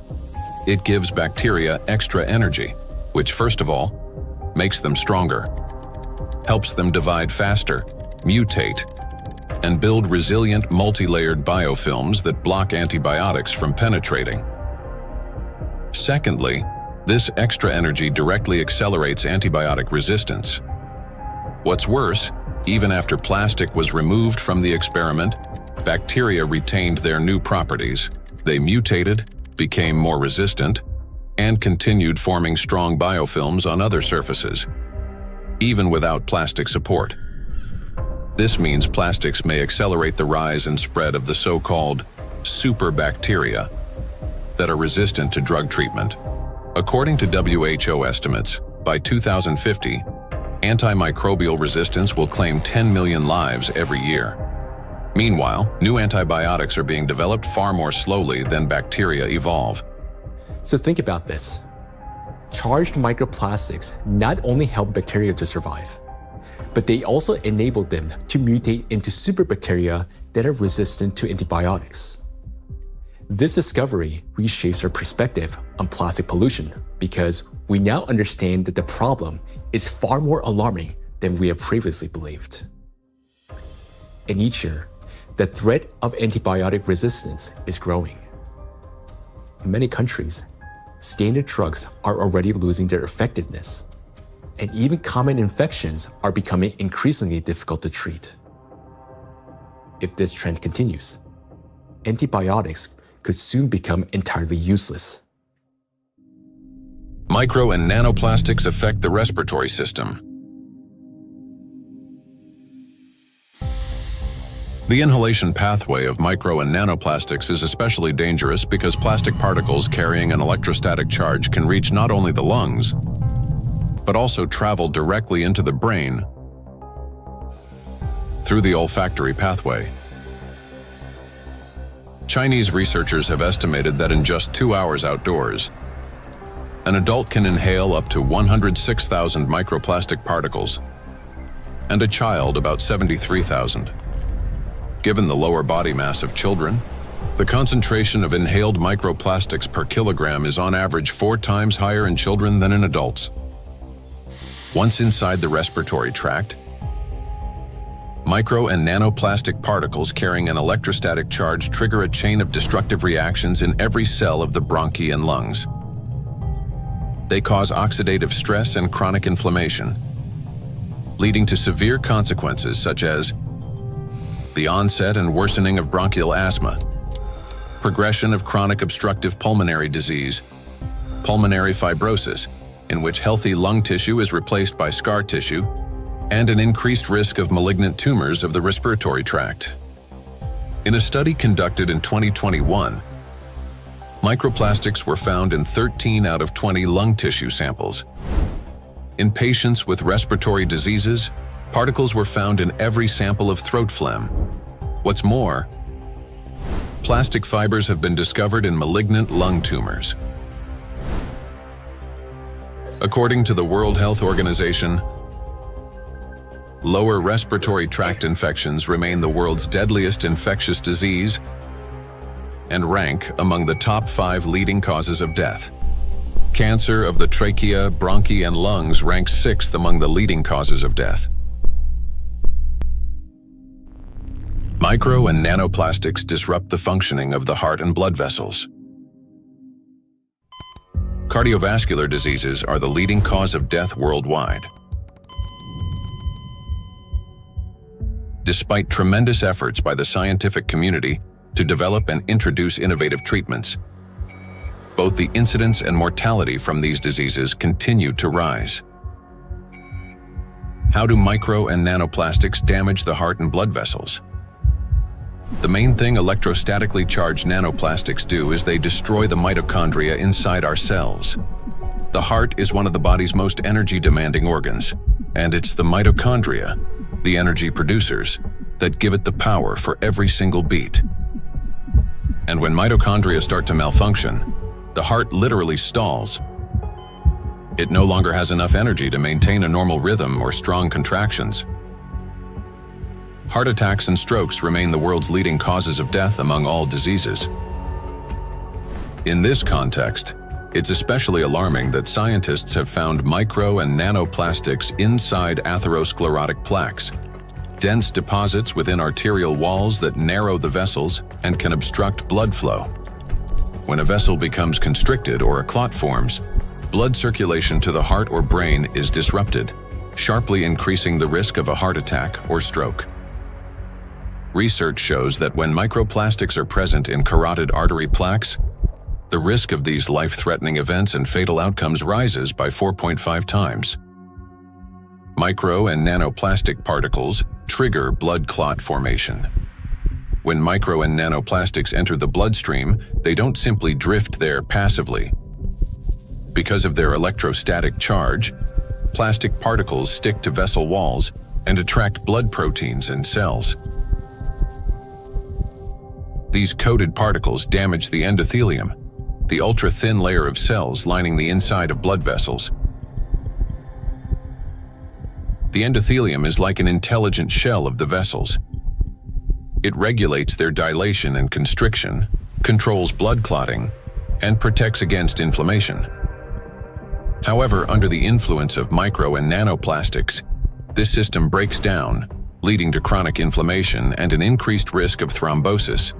In addition, electrostatically charged microplastics can interact with blood cells, platelets, and red blood cells, disrupting their normal behavior.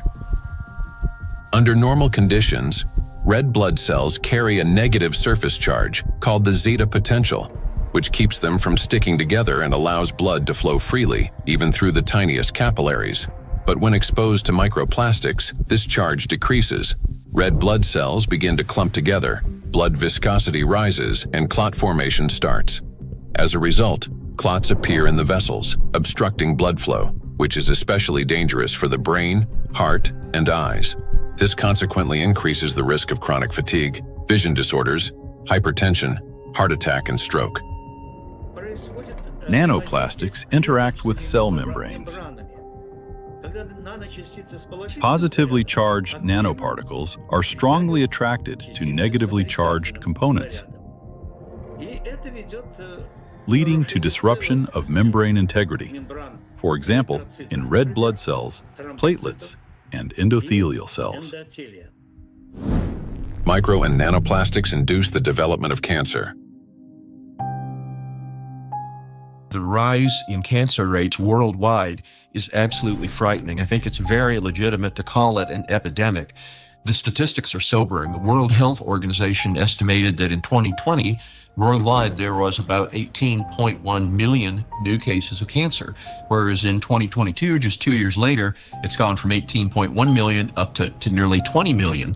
And in fact, according to the World Health Organization, if this trend continues, by 2050, worldwide there's going to be 33 to 35 million new cases of cancer, truly an epidemic and truly a real major health issue affecting every single person everywhere in the world. So yes, that's a huge problem.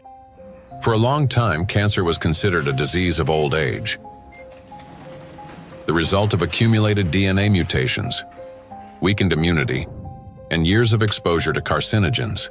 But today, because of nanoplastic exposure, mutations can begin to build up in the body at much earlier stages of life. There's an increased rate of cancer worldwide in children and also in people much younger than I used to see. So what's going on now is that we're having a rise in people getting cancer, children, young adults, and it's probably not due to smoking or alcohol or anything. There seems to be something else, something in the environment that is causing this cancer at an alarming rate, and it's getting worse. So a very serious problem, yes. And again, one of the possibilities that could be accounting for this, we'll be talking more about it, is indeed nanoplastics. We observe in the last 30 years that in some countries we observe early onset cancerogenesis, so that tumors are diagnosed more early than previously. So that was like colorectal cancer are observed earlier and diagnosed earlier than 30 years ago in average. A key role in tumor development may be played by mitochondrial dysfunction, caused by exposure to nanoplastics. This happens through the accumulation of mutations in mitochondrial DNA and the disruption of normal cell death mechanisms, which together reduce the body's ability to eliminate damaged cells and increase the likelihood of these cells transforming into tumor cells. So these tumor cells are very aggressive, and normally they don't take anything up which they cannot use. So, I mean, what could happen, I mean, this is hypothetically that they can produce some energy out of these plastics, or somehow some pathways are activated which are helping, the cells to move faster. That could be. So we need to investigate that. So it's a very important question, and we are basically on that to find out what happens mechanistically in those cells, that they can use plastics to facilitate their migratory potential. Nanoplastics increase levels of reactive oxygen species in organ cells and tissues, causing oxidative stress that accelerates the growth of cancer cells, helps them spread to other tissues, stimulates formation of new blood vessels, enhances inflammation, and weakens the immune system. Moreover, the high level of oxidative stress caused by electrostatically charged nanoplastics promotes the survival of tumor cells and reduces their sensitivity to therapy, making malignant cells more aggressive. Anything that damages the normal cell DNA that is responsible for the growth and division of cells, that damage can contribute to that cell becoming malignant, growing and dividing and spreading uncontrollably. That's what cancer is. And that is certainly a concern about the effect of nanoplastics. And then above and beyond that, because nanoplastics affect so much of the cell's function, the oxygenation, the ability of a cell to function, above and beyond that, I'm concerned as a doctor that treats cancer that nanoplastics may be reducing the effectiveness of our cancer treatments. I'm a physician that treats cancer with radiation therapy, so I am concerned about nanoparticles adversely affecting the use of radiation therapy to control cancer. And there's actually been some preclinical research on this that does suggest that the nanoparticles, and certainly contributed to by the typical negative charge that they have, in addition to adversely affecting cells, can actually reduce the effectiveness of radiation therapy. There's certainly a significant theoretical reason to believe that the nanoparticles may reduce the effectiveness of cancer treatments, not only my modality of radiation therapy, but certainly I have the same concern about it reducing the effectiveness of chemotherapy or other systemic treatments or immunotherapy. Research by the Medical University of Vienna has shown that micro and nanoplastic particles remain inside cells far longer than previously believed, as they are passed on to newly formed cells during division. In addition, there are also early indications that these plastic particles may play a role in tumor metastasis. So that's one of the problems, that the tumor grows very quickly and then also disseminates. And what we observed is that these particles are kept by the cells even after cell division, and then they are helping the cells to migrate quicker, so they can move quicker. And that's a property which we also observe in tumor cells when they are in the body, so that they can move to other places and even metastasize. And so we have to assume that also in the body, that these tumor cells can basically use those plastics to proliferate and move around in the body. When I came to this plastic topic, I thought myself, that this is, we introduce here material which is potentially toxic, potentially accumulating over the years, over the decades of the centuries, so maybe for a very long time, affecting our health, but also the evolution. I not only mean the cancer evolution of how cancers originate, but even the evolution of new species and the evolution of the whole ecosystems. Nanoplastics affect every system in the human body. They act as a trigger, setting off a cascade of processes that lead to serious illnesses, all because of their electrical charge. Today, we know that nanoplastics play a significant role in the development of conditions that have become the leading causes of death worldwide.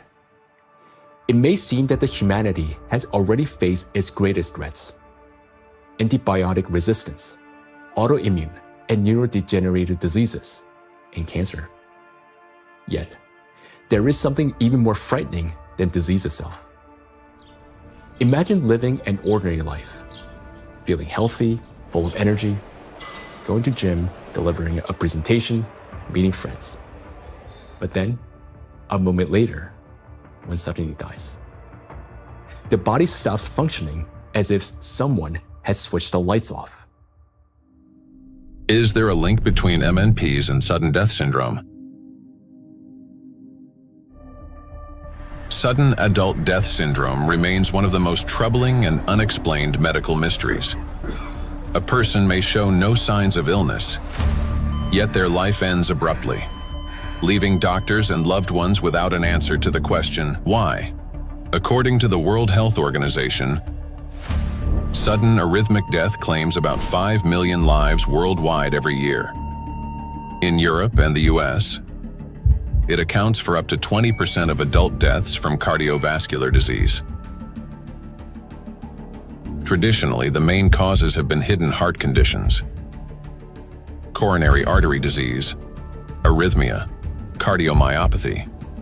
But in recent years, researchers' attention has increasingly been drawn to a new risk factor: exposure to micro and nanoplastics. In order to understand how nanoplastics can trigger processes that can lead to sudden death, let's recall what they can do. As we know, the most destructive property of nanoplastic is the electrostatic charge on its surface, which allows these particles to interfere with the transmission of electrical impulses between cells and distort the signals that coordinate the function of organs and the body as a whole. And because this same electrostatic charge can also disrupt mitochondrial function in every cell, leading to energy deficiency, inflammation, and ultimately cell death, the greatest danger arises in the most energy-consuming organs, the brain and the heart, where such disruptions can trigger sudden death syndrome. Our brain controls breathing and heart function through precise electrical impulses. If nanoplastic blocks or distorts these signals, the heart can cease to beat or breathing can stop. And this breakdown is not sudden. It results from a gradual accumulation of disruptions. That is, the signals from the brain's cardiovascular center become increasingly distorted and unstable, step by step, impairing the transmission of electrical impulses within the heart muscle. While this initially appears as arrhythmias, the heart beating too fast, too slowly, or irregularly, these malfunctions worsens and eventually reach a critical threshold, at which point the rhythm collapses and the heart stops. To those nearby, it may seem instantaneous, but in reality, the failure has been long developing over time. A similar process affects breathing. Signals from the brain's respiratory center, under the influence of nanoplastics' electrostatic charge, become progressively more erratic. After the critical threshold is crossed and the brain's commands can no longer get through, breathing stops entirely.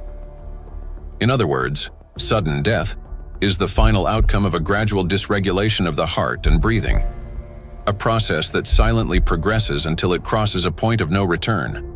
And while we go about our daily routines making plans for the future, nanoplastics continue to damage our bodies cell by cell, day after day. It is terrifying to realize how severely nanoplastics affect the human body. Even more disturbing is the fact that we cannot control our exposure to them. Nanoplastics enter our bodies constantly through the air we breathe, the water we drink, and the food we eat. This has already become our everyday reality. Today, we know that nanoplastics can disrupt the control centers in our brains for breathing and heartbeat, causing arrhythmias, bronchospasm, and pulmonary edema, which can result in sudden death. Yet, what's more alarming is how little we still know. Research on nanoplastics has only just begun, and we're only starting to grasp the true scale of this threat.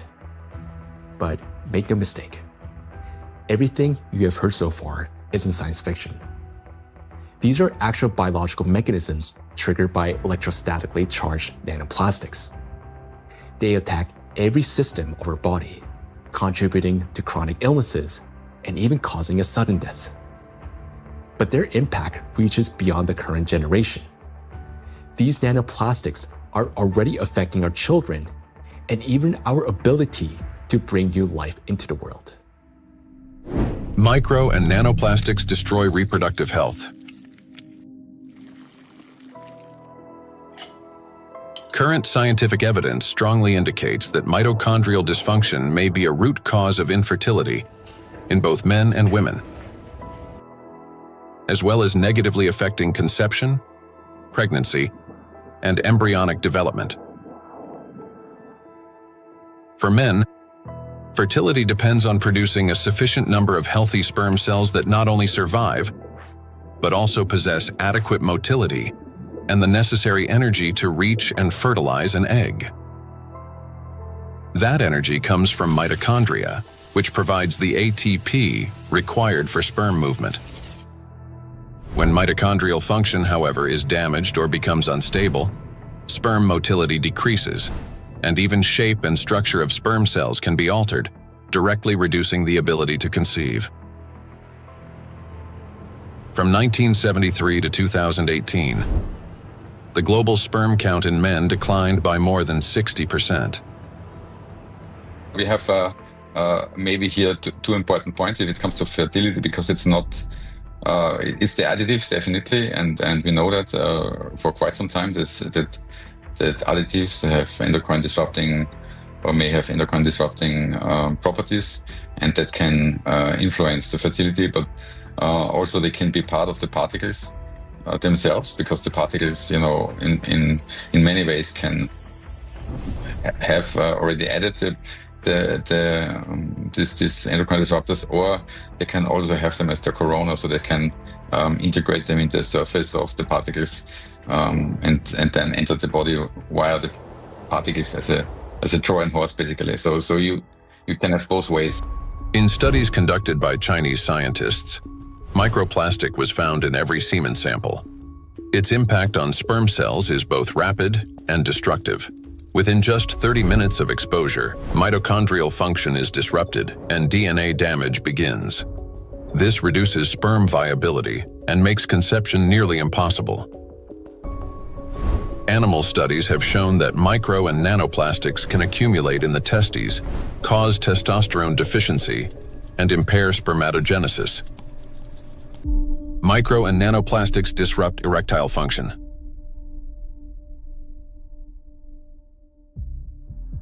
Insufficient testosterone production can lead to infertility, reduced libido, erectile dysfunction, and in adolescence, delayed sexual development.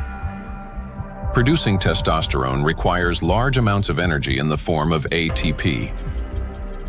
Even small amounts of electrostatically charged nanoplastic entering the mitochondria can disrupt their function and decrease ATP production.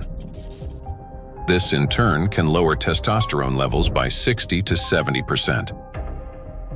Such a drop impairs blood flow in the corpora cavernosa, the structures of the penis responsible for erection. As a result, this leads to erectile dysfunction and ultimately to impotence. In addition, electrostatically charged nanoplastic interferes with nerve impulse transmission, which means that even in a state of sexual arousal, an erection does not occur.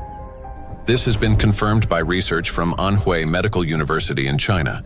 In animals with chronic microplastic intoxication, erectile function was impaired after just 1 month. Results of a national study in Japan showed that erectile function and sexual activity are declining among the younger generation.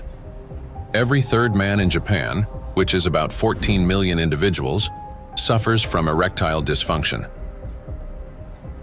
Moreover, young Japanese men, particularly those aged 20 to 24, exhibited decreased sexual desire, weak erections, difficulty reaching orgasm, and low levels of sexual satisfaction. In fact, the prevalence of erectile dysfunction in the 20 to 24 age group was 26.6%, which is almost equal to the 27.8% observed in men aged 50 to 54. This alarming trend is not confined to Japan only. Global research confirms that symptoms of erectile dysfunction affect up to 75% of men worldwide, showing that this condition is widespread and can impact men of any age in any region. In 1995, more than 152 million men worldwide suffered from erectile dysfunction. According to scientists' estimates, within 30 years, this number will approximately double. So think about it. If just one signal fails, the movement will not occur, a thought will not form, and an emotion will not arise. The same is true even for the most intimate aspect of human life. Everything depends on the precise coordination between neural and vascular connections. And it is this delicate connection that charged nanoplastics disrupt. Erectile dysfunction is no longer a rare condition. It has become a widespread reality, with symptoms now observed in 75% of men worldwide. Imagine jumping with a parachute that has 75% chance of not opening. Would you take that leap? That's how most of men feel today. The situation with female fertility is no less alarming.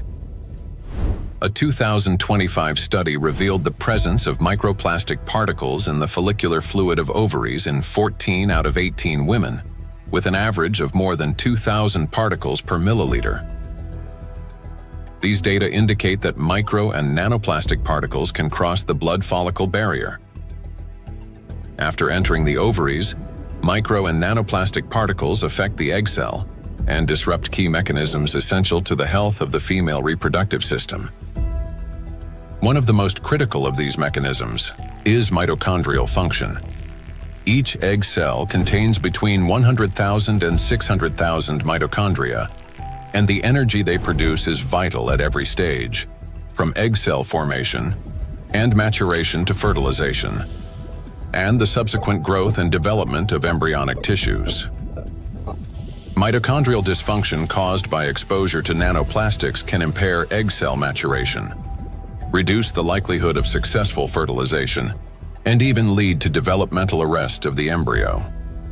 Accumulation of nanoplastics in reproductive organs can be one of the main causes of infertility.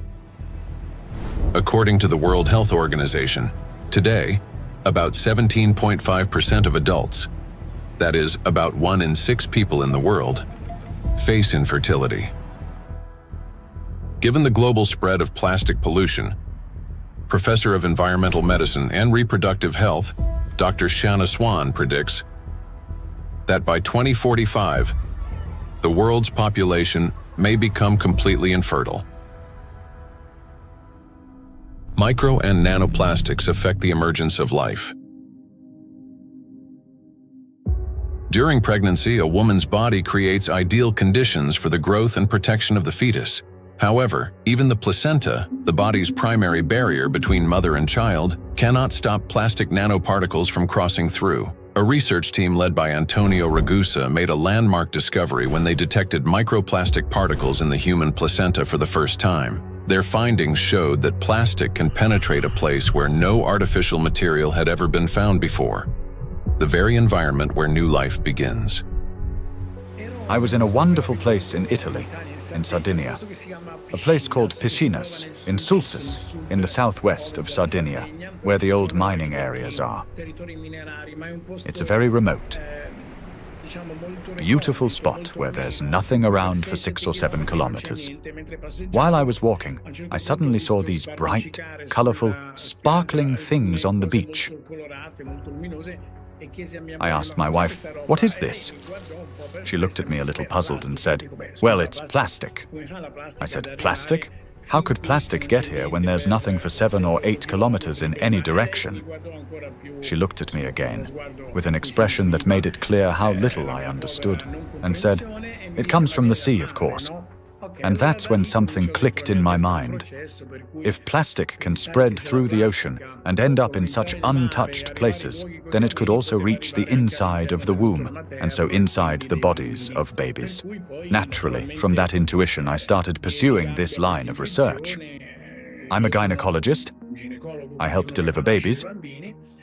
So I knew about plastics as much as everyone else, until a certain point. But I began reading and studying, and I reached out to some scientists who worked with microscopes. One of them was a brilliant professor working on the opposite side of Italy, in the Marsh region. She used a Raman microscope. A Raman microscope allows you to examine tissues and determine whether they have plastics inside them. Now we call it plastics, for simplicity. But of course, the term plastics covers a wide range of materials. There are dozens and dozens of different plastics. Let's say they are tiny pieces, polymers, that is, infinitely repeated tiny pieces of certain materials that we use every day, throughout the day. So we sent placentas to this professor, and she did an excellent job.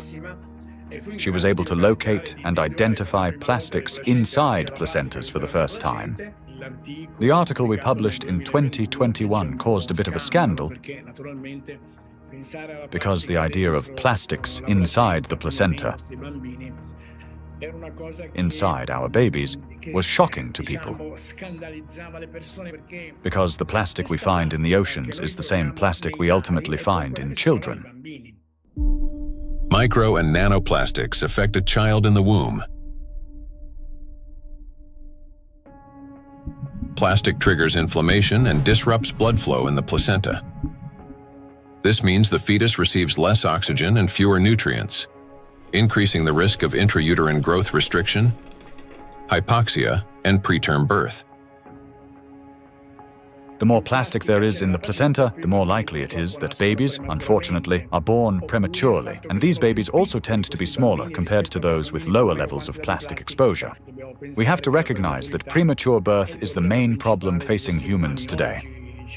In Italy, it's about 7%. In the United States, where the healthcare system is clearly less effective than Italy's, 12% of babies are born prematurely. So, in this sense, an increase in this number would mean an even greater burden for humanity, biologically, for families, and for everyone involved, and of course, economically, for those who care about costs. We know that these particles can be taken up by these particles going through the placenta and then being found in the embryo, and therefore indicating that already in very early life we have an exposure also to the embryo. The electrostatic charge carried by nanoplastics is especially dangerous in embryonic tissues, where even minor disruptions can lead to developmental abnormalities. In other words, nanoplastics begin harming the child's body even at the very earliest stages of its formation. Over the past 2 decades, physicians have documented an alarming increase in congenital birth defects. For instance, Chinese researchers have found that in China, the rate of such defects has nearly tripled. Similar trends have been observed in other countries. One of the fastest-growing congenital abnormalities in newborns is gastroschisis, a defect of the anterior abdominal wall in which loops of the intestine and sometimes other organs protrude through an opening in the abdominal cavity. The prevalence of this defect has increased over the past 3 decades. For instance, in the United States between 1995 and 2012, the percentage increase in gastroschisis ranged from 68% to 263%. An increasing number of children are also being born with hypospadias, a condition in which the urethral opening in boys is located in an abnormal position. In the United States, the incidence of hypospadias has risen by approximately 17% over the past 20 years. A recent growing number of cases involving congenital heart defects, Down syndrome, and other developmental anomalies have also been reported. Impact of micro and nanoplastics on children after birth. After birth, children continue to be exposed to micro and nanoplastic particles.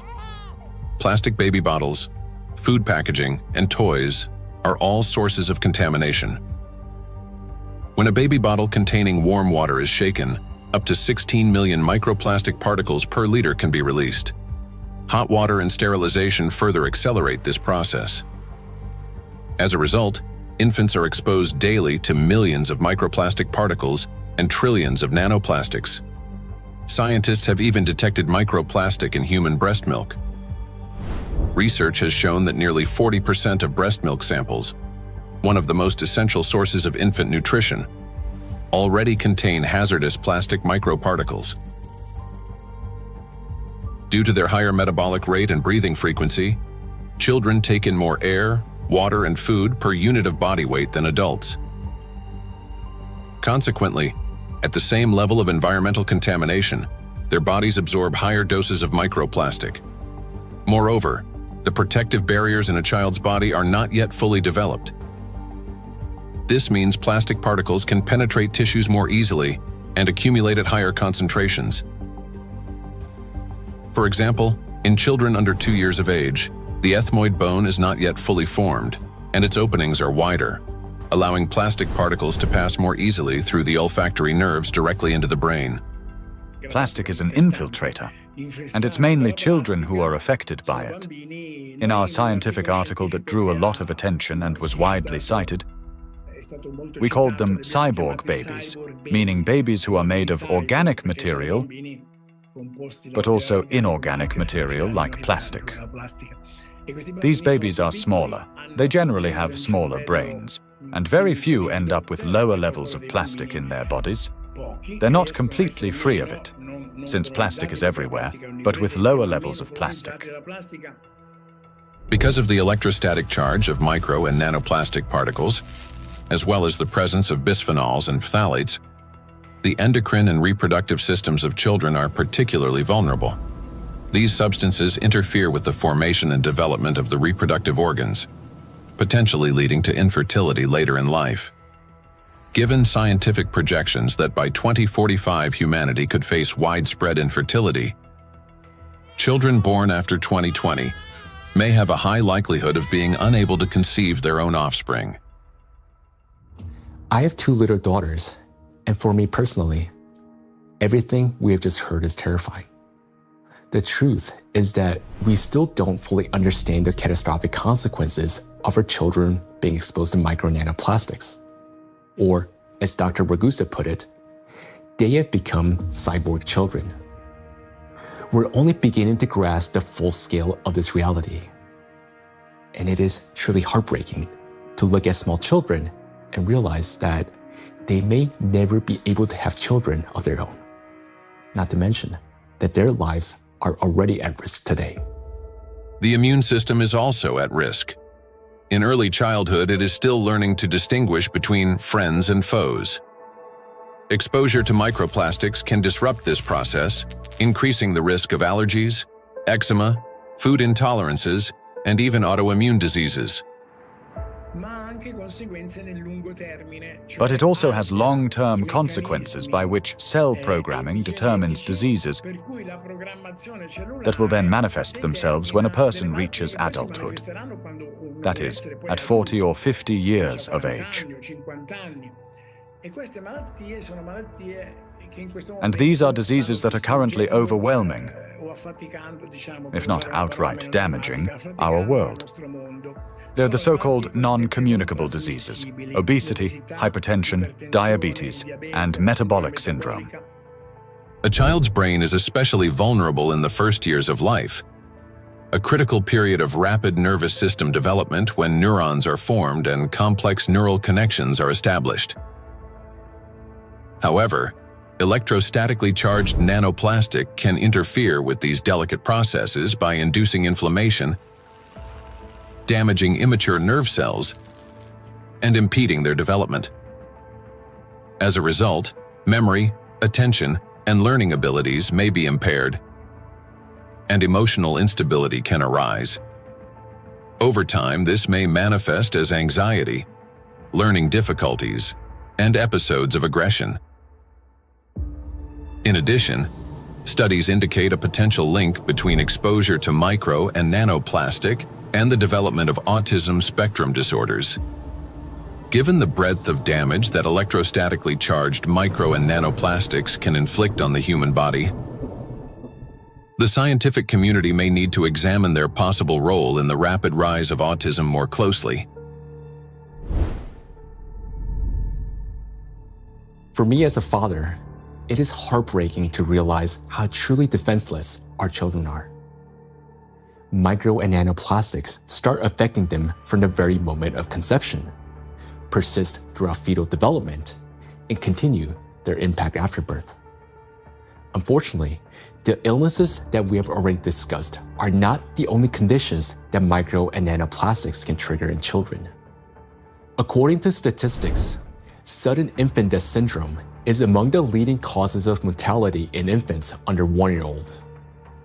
This is when a seemingly healthy baby dies unexpectedly, and the cause remains unknown even after all examinations.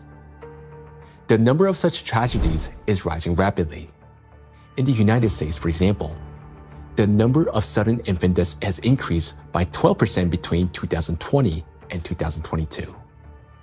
It is unbearably tragic when there's no way to protect a child. Micro and nanoplastics and sudden infant death syndrome. Since nanoplastics can cause chronic inflammation in any tissue they penetrate, they can disrupt the formation of neural connections even before birth, including in the regions of the fetal brain that control breathing and heart function. After birth, the damaging influence of electrostatically charged nanoplastics continues. An infant's nervous system is still developing and remains highly unstable. Therefore, even minor disturbances in signal transmission can lead to respiratory or cardiac arrest. These very functions are often impaired in infants who die from sudden infant death syndrome. Moreover, when micro and nanoplastics damage mitochondria, the affected cells begin producing less energy. To compensate for this deficit, they increase the number of copies of mitochondrial DNA and expand their population of mitochondria. Studies have shown that children who died from sudden infant death syndrome had a significantly higher number of mitochondrial DNA copies in their cerebral cortex compared with control groups, suggesting that this number may serve as a biomarker in cases of sudden infant death syndrome. Thus, exposure to micro and nanoplastics may be a key factor in the development of sudden infant death syndrome, as well as in a range of pathologies that contribute to premature infant mortality. We're unable to protect ourselves, and worst of all, our children from the effects of micro and nanoplastics. While modern diagnostic equipment capable of accurately identifying the true causes of disease and death is still not available everywhere, we can say with high degree of confidence that nanoplastics contribute to the development of many illnesses and may accelerate their progression. In those rare cases where detailed postmortem examinations were conducted, researchers have found significant amounts of micro nanoplastic particles precisely in the affected organs and tissues. For example, in brain tissues, atherosclerotic plaques, malignant tumors, and other pathological formations. But despite millions of deaths every year, such investigations into the presence of these plastic particles are carried out only in isolated cases. There are two main reasons for this. First, many laboratories simply lack the equipment required to reliably detect micro and nanoplastics.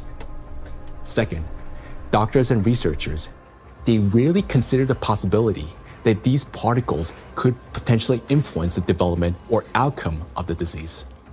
Consequently, medical reports continue to list familiar diagnoses, although behind them may lie an overlooked factor: the impact of micro and nanoplastics on the human body. I understand that hearing this part of our investigation may have been very difficult. It was for me as well, believe me. But the impact of micro nanoplastics on all of us is not something we can continue to ignore. This is a crisis already underway, one that remained unnoticed for so long because the threat has been working silently within. Every day, and I'm not talking about every year or every month, but every single day, the amount of micro and nanoplastics around us continues to increase. Large plastic waste constantly breaks down into smaller particles, and these particles eventually enter our bodies through the food we eat, the water we drink, and the air we breathe. This means that with every meal, every sip of water, and every breath, huge quantities of nanoplastics enter our bodies and begin their destructive work. Their harmful effects on our cells grow in direct proportion to their concentration. And this is a scientific fact. What's even more alarming is that today, there is already so much micro nanoplastics accumulated in the ocean that it will be enough to destroy the entire biosphere, including humans, at least 3 times over. When we hear about threats of such magnitude, our instinct is to run away from them. And I understand that. It may feel like the only logical response is to eliminate plastic from our lives completely, or better yet, to take our family and move to some pristine corner of our planet. But would that really solve the problem? In fact, where could we possibly go to escape micro and nanoplastics? Finding solutions.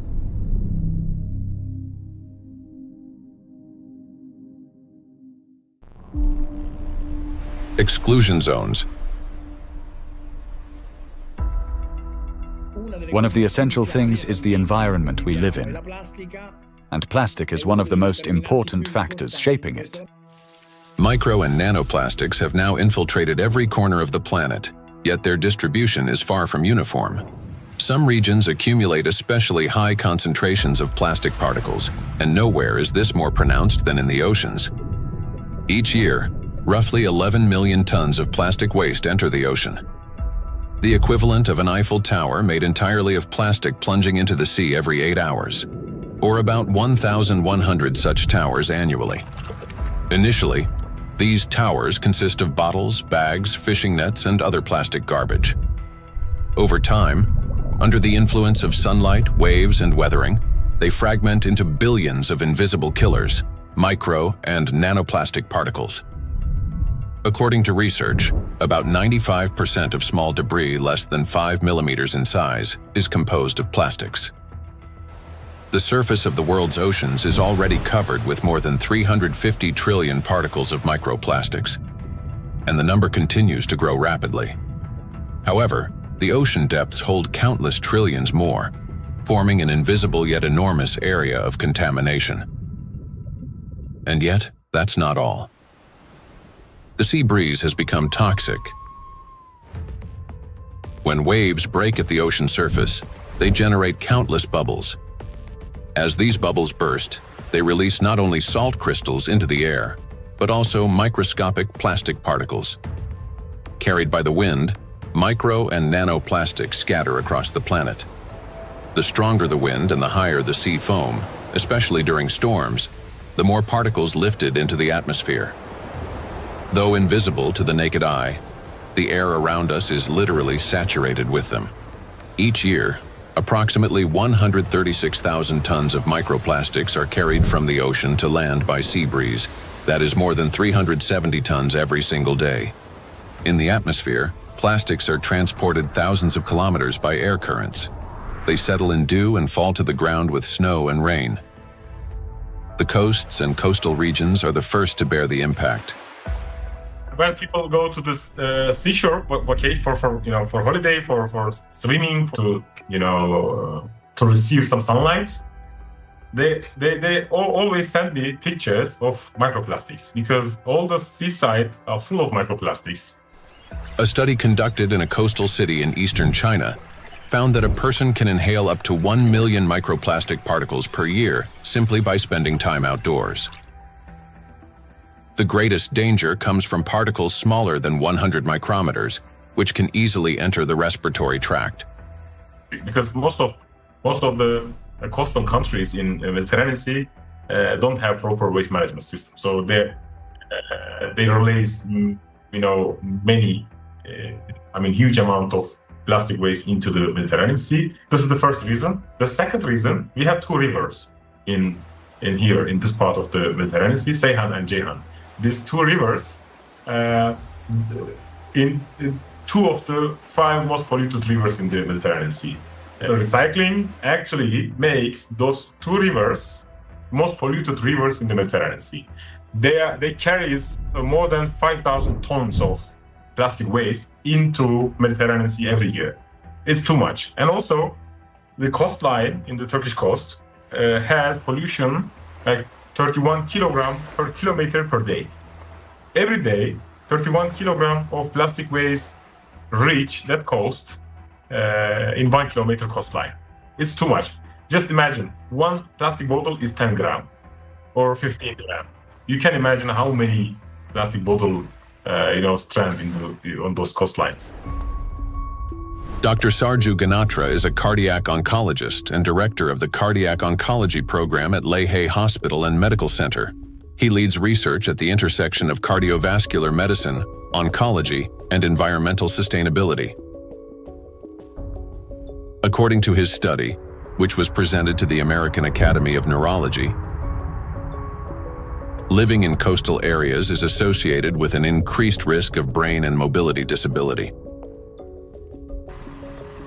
The reason for this is the high concentration of microplastics in the water, air, and soil of these regions. It's alarming, truly, that what we are seeing, that people living close to the coastal water with high amount of microplastic concentration in the seawater, they have higher prevalence, higher rates of various cardiovascular disease, stroke, diabetes, and other metabolic conditions, as well as cognitive mobility and self-caring disabilities and abilities to live independently essentially are less in that population. Researchers analyzed health data from residents of 218 coastal counties across the United States, comparing CDC reports with levels of environmental microplastic pollution. The findings are striking. Memory and cognitive impairments occurred 9% more often among residents of areas with high concentrations of micro and nanoplastics, compared to those in areas with low concentrations. Motor disorders were 6% more frequent. Difficulties with self-care, such as dressing or maintaining hygiene, were 16% more common. Inability to live independently, including managing finances or shopping, was 8% more frequent. In coastal regions, where the concentration of micro and nanoplastics far exceeds that found in inland, people are already paying the price, not only with their health, but with their lives. In a study led by Dr. Sarju Ganatra, scientists compared regions with high and low levels of microplastic pollution. But this raises an important question. That is, what does low level mean today? To answer this, let's look at the numbers. Dr. Ganatra defined a low level of contamination as one tiny plastic particle per 200 bathtubs filled with seawater. At first glance, that might sound negligible. But when that single particle breaks down into nanoscale fragments, the number of particles increases not by tens or hundreds, but by millions of times. Let's consider a simple calculation. Suppose the volume of one such tiny plastic particle is just 1 cubic millimeter, roughly the size of a grain of sand. Over time, it breaks down into many smaller pieces. Now, if we assume that this single microparticle disintegrates into fragments about 100 nanometers in diameter, that would generate about 1 trillion particles. And if their size decreases to 10 nanometers, the number would skyrocket to 10 to the 15th, or 1 quadrillion nanoparticles, all from a single microparticle. So what does this mean in practice? It means that even one glass of such clean water, which hardly exists anymore, would potentially contain about 5 million nanoplastic particles. And for the human body, after drinking just one glass, at least 5 million cells will be put at risk.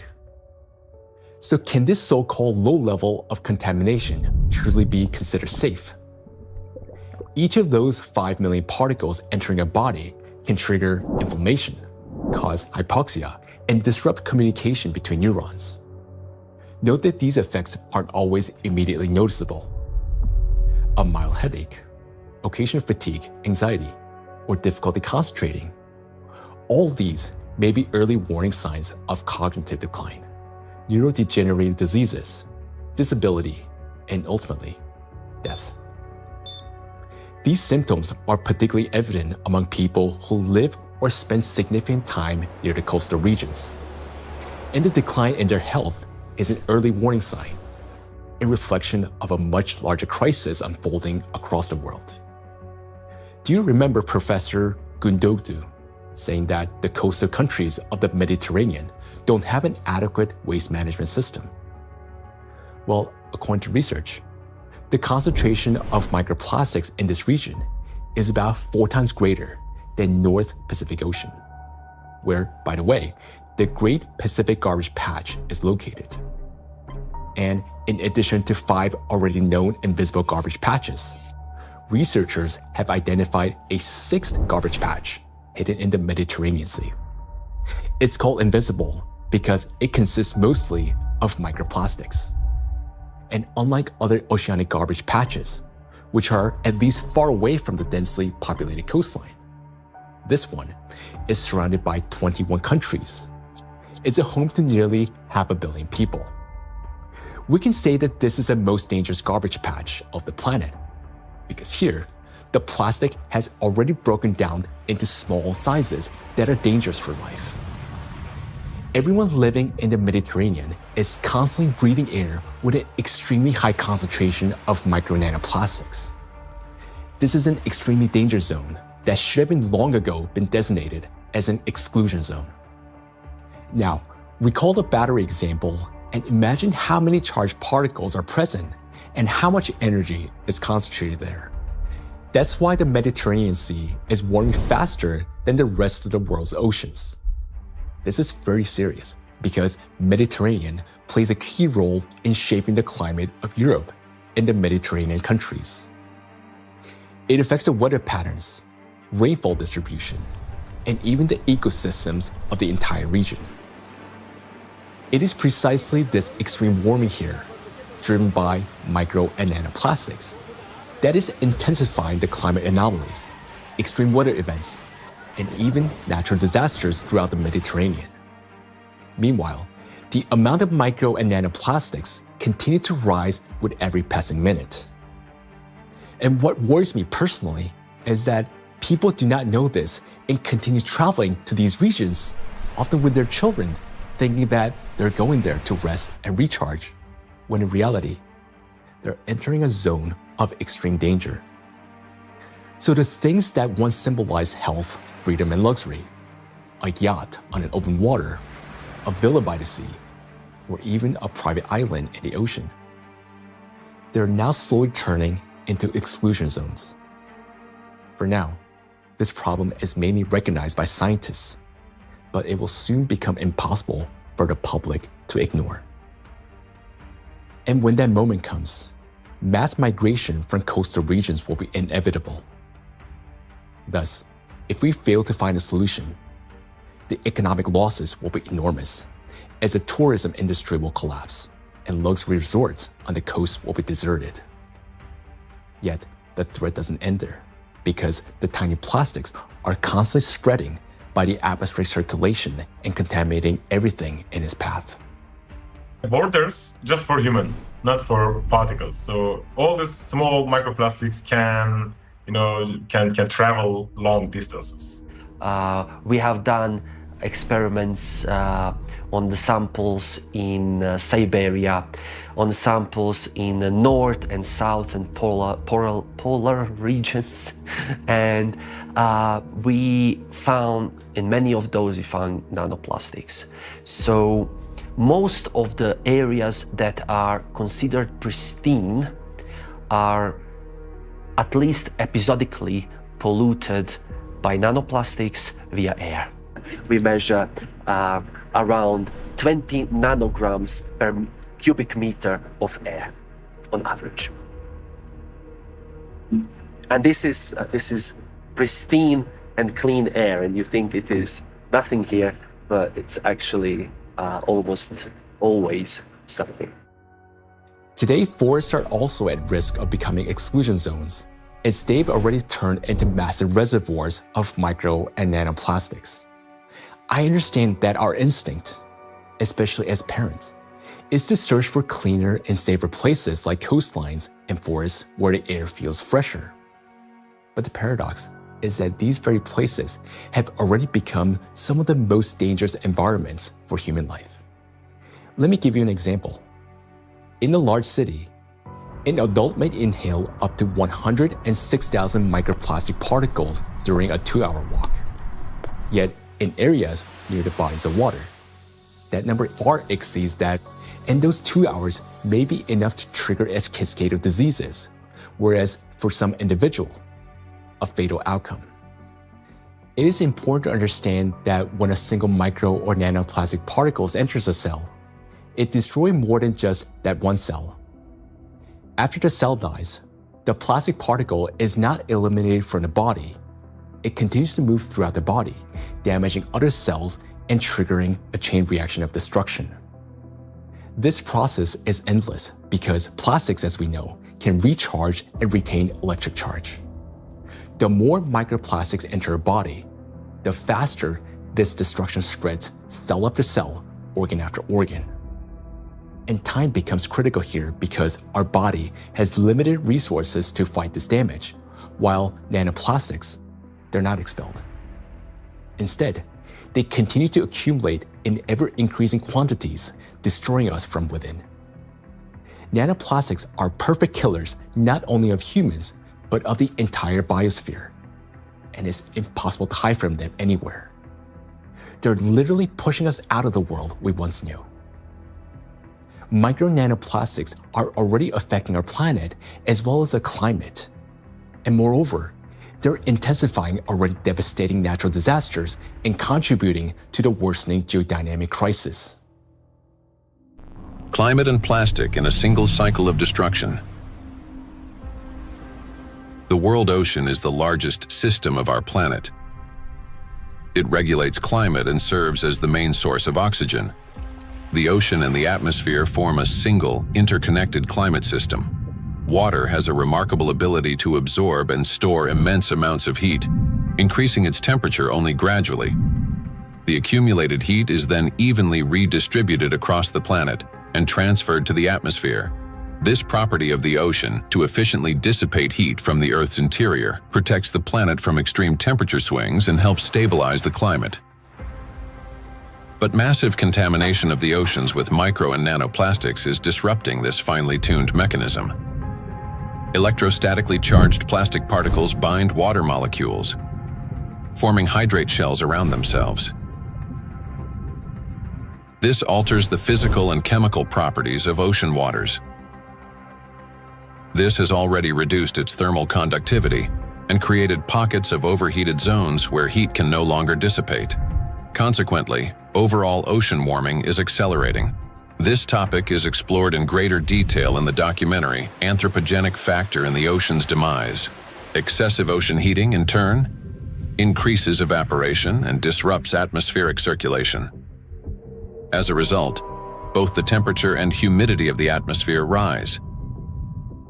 Electrostatically charged nanoplastic particles act as condensation nuclei, causing moisture droplets to freeze at lower altitudes and at higher temperatures, 4 to 10 degrees Celsius. This accelerates cloud formation and contributes to abnormal weather events, large hail, extreme downpours, and disruptions of the hydrological cycle. Charged plastic particles are already influencing weather formation, affecting flight safety, cloud development, and even where and how the precipitation occurs. In other words, microplastic has already become a driver of climate instability. We know what particles doing in the air, they produce clouds. If we have a particle in the air, the water vapor sits on these particles and forming clouds. So therefore, we want to understand how much nanoparticles influence the formation of clouds. And therefore, of course, in the alpine region, it can trigger the cloud formation and so also thunderstorm or extreme weather events. When you have a big storm event, many micro and nanoplastics get released from the environment when they have been trapped in the soil, in the riverbeds, on their surfaces and things like that, and get mobilized in the air. So you then after storm, you have even more pollution. This process sustains itself, creating a feedback loop. Ocean warming increases water evaporation. Even more nanoplastic rises into the air with the vapor, and even more energy accumulates in the atmosphere, further heating the ocean. According to data, every degree of warming increases air humidity by 7%, and lightning frequency by at least 12%. Thus, more heat, more moisture, more plastic in the air, more lightning, and the cycle continues endlessly. Observed trends indicate that this energy buildup is accelerating exponentially. And with each passing year, climate anomalies are becoming more distinct and more destructive. We are seeing the hottest summer in Europe after having a record-breaking summer last year. Similarly, here in the northeast of US, we are seeing record-breaking temperature. Every year for last 2-3 years, we are saying, oh, this is the hottest day. And then the next year comes and there is a new hottest day. The nighttime temperature in Southeast Asia is not dipping at all in many places and kind of trapping the heat. So our body is not getting even that relief at nighttime. There is increase in air pollution. There is increase in all sorts of chemical pollution. And so if we think about this holistically, it's a huge impact on the planetary health. And I think this is a reminder that we are part of the planetary system. We belong to it. We are not separate from it.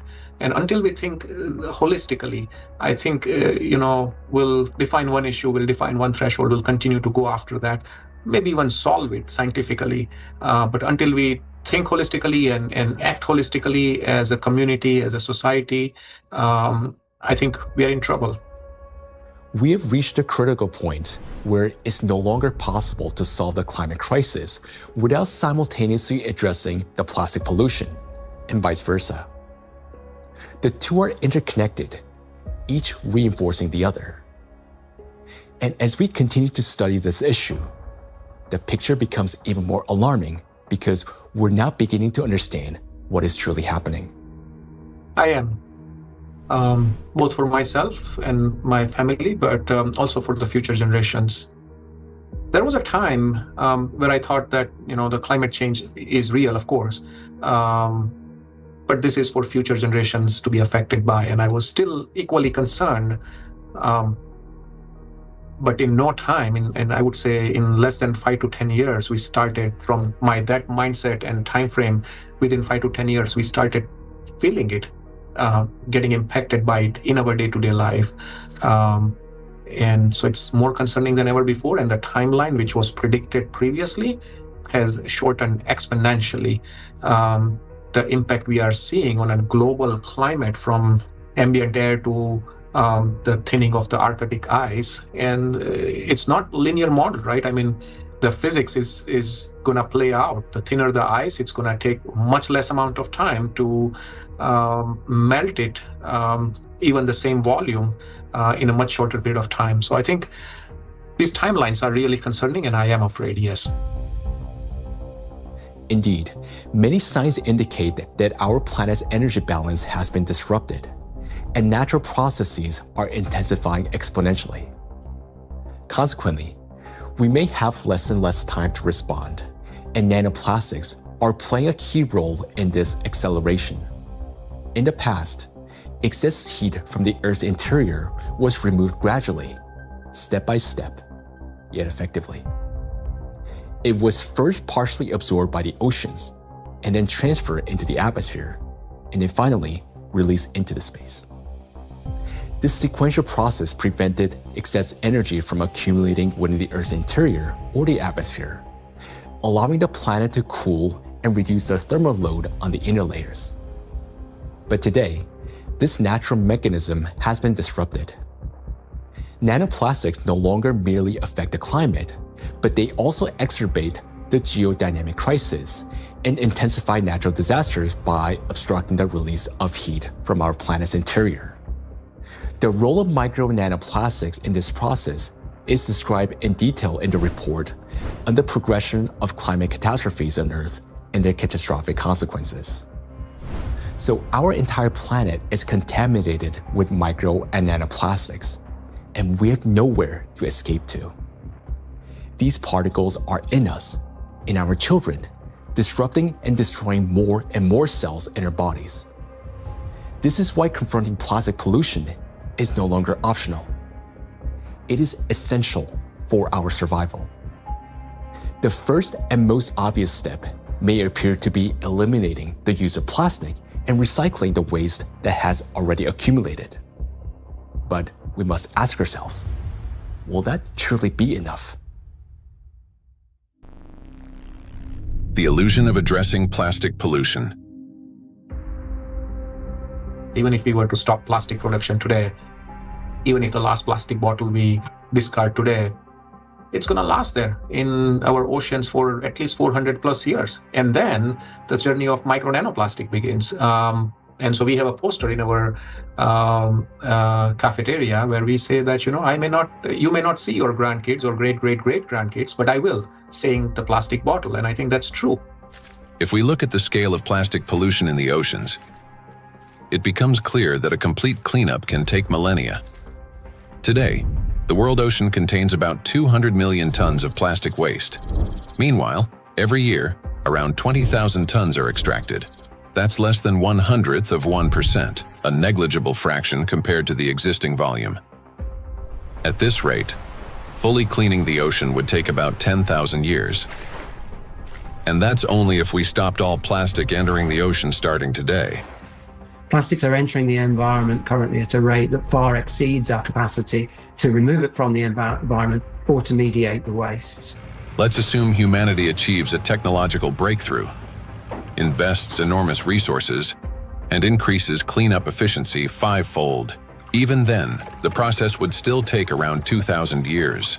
In reality, we cannot cope even with the current annual influx of pollution, let alone eliminate the consequences of what has been accumulating for decades. Not only are we unable to remove all the plastic that has built up in the biosphere, but attempting to do so could also endanger living organisms. There are some initiatives, they are trying to collect the waste, accumulate that garbage patches, that locations. They are also collecting nullstone, the organisms living just the 15 centimeter of the first layer of top ocean. So those organisms, using that, those artificial material as a, hunting ground, nesting ground, feeding ground, or, they are laying egg on those plastics. So when you remove all these plastics, you also remove all those organisms. So because removal itself also another problem. So once plastics get in the environment, there is no proper and harmless way of removing these plastics from those environments. Moreover, a significant portion of plastics has already broken down into micro and nanoparticles that now lie on the seabed, drift through the water column, have entered the bodies of marine organisms, and become part of the global cycle of matter. These particles cannot be captured with nets or collected manually. This means that simple mechanical removal of plastics from the environment, even under the most optimistic scenario, will not solve the problem. We are no longer dealing with debris that can simply be picked up, but with nanoparticles carrying an electrostatic charge. This nanomaterial has already become embedded in every living thing on the planet. And even if we succeeded in removing every plastic bottle and every wrapper from the ocean, one question would still remain. What happens next? We still do not have a safe method for disposing of the mountains of plastic waste we would collect. There's mismanaged waste on land all around the planet in informal dump sites. Some waste has been incinerated, some of it commercially in incinerators that may or may not have appropriate screens and filters to collect associated chemicals that might be released. But of course, a lot is burnt in open burning scenarios in countries that are not wealthy enough to own the appropriate waste management facilities to deal with the plastic waste that is exported to them by other nations. And then some of it, of course, will have gone into so-called recognized waste management systems, but which might include burying it beneath the ground in landfill, where, of course, it could return to present problems in the future, or indeed incinerating it in commercial incinerators. But depending on the quality of incinerator, of course, there's concerns about the emissions from those incinerators. Burning plastics, whether in backyard fires or industrial incinerators, does not solve the problem. It merely transforms them into a more dangerous form.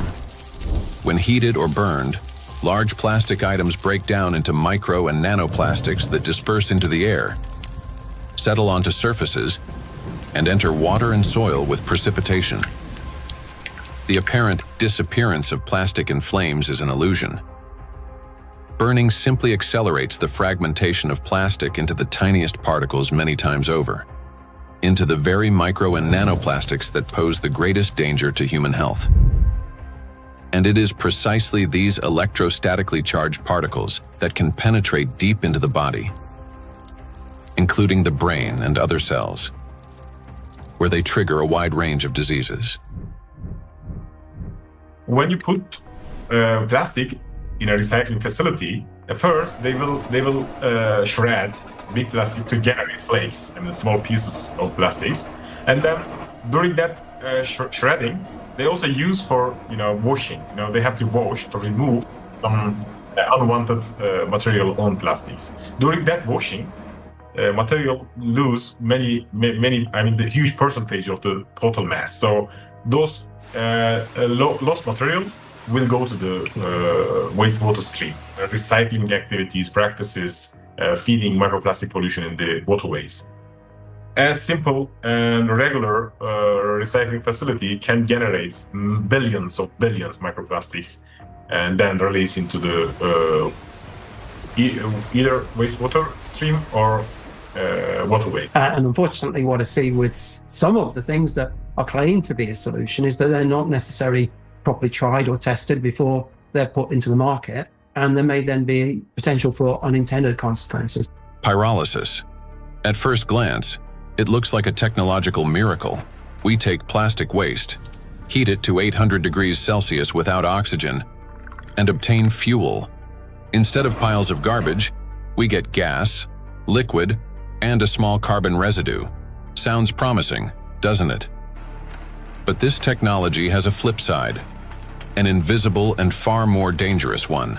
During high-temperature decomposition, plastic does not simply disappear. Pyrolysis is accompanied by emissions of dioxins and furans, some of the most toxic substances on the planet. They are carcinogenic, disrupt the endocrine system, and can accumulate in human tissues. They are hazardous even at low concentrations. Even if you manage to obtain 600 liters of liquid fuel from 1 ton of plastics, the price of such fuel is a threat to human health and life. By relying on such disposal methods, we're only accelerating the transformation of plastics into an invisible, yet far more dangerous form. Let me remind you that the amount of micro and nanoplastics present in the ocean alone is already more than enough to destroy our entire biospheres, including the humankind 3 times over. Meanwhile, microplastics continue to disintegrate, generating vast amounts of nanoplastics. Recall Dr. Kenner's example. A single microplastic particle can fragment into billions of nanoparticles. And with countless microplastics already present everywhere, constantly breaking down into even smaller fragments, this process is driving the destruction of humanity and of everything around us. Today, many people have started turning this crisis into a business, inventing all sorts of methods that supposedly remove microplastic from the body. And people are willing to pay large sums for these treatments. But the real question is, do they actually work? False hope. Today, in healthcare and even in some scientific circles, there's growing discussion about alleged methods to cleanse the human body of microplastics. A variety of approaches are being promoted, including plasmapheresis, hemosorption, mechanical filtration devices, dietary adsorbents, and so-called natural supplements claiming to detoxify the body. At first glance, it all sounds reasonable. If there's something toxic in the body, it should be removed. But the truth is that these methods don't actually solve the problem. I don't think any scientifically proven techniques exist to filter out the micro nanoplastic from the blood. It gets deposited in the organs themselves, which is not really something you can filter out by sending the blood to some filtration machine. Nanoplastics have already penetrated inside human cells. They are not just circulating in the bloodstream like an unwelcome guest you can simply escort out. They have become part of the body's internal environment. Yes, we can cleanse the blood with sorbents or filter plasma. But how effective can such procedures truly be? We started this plastic production and the usage of these materials, which have a lot of, positive effects. That we in the hospital, I just, when I look around in my,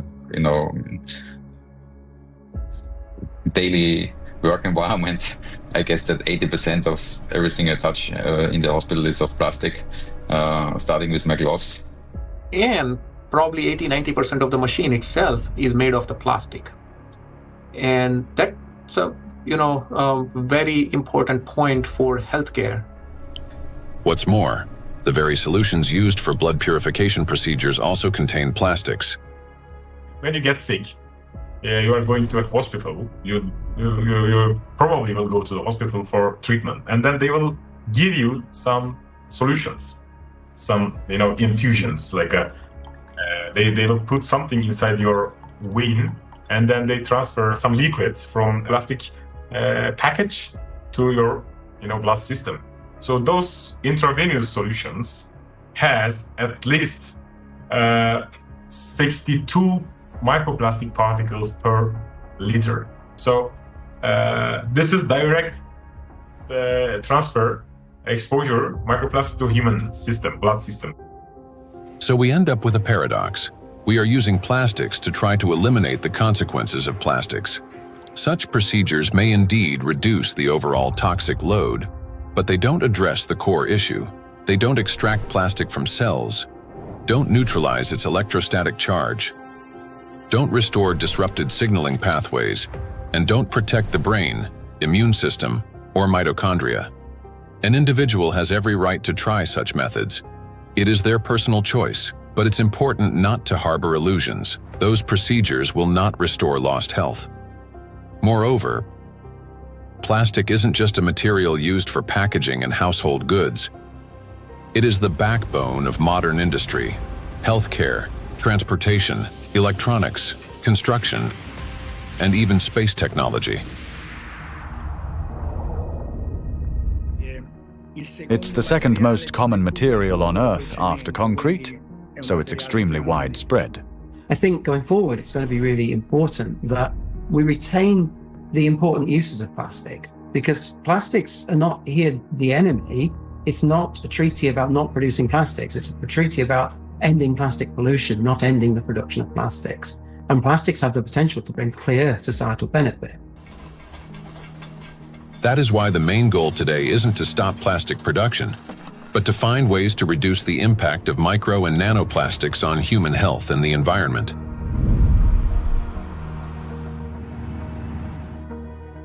Creating false hope is extremely dangerous. It arises from a misunderstanding of reality and from basic ignorance. We must remember that the most dangerous plastic particles are those small enough to penetrate our cells. And once micro and nanoplastics enter our cells, they cannot be filtered out or removed. They become part of the body and slowly destroy us from within.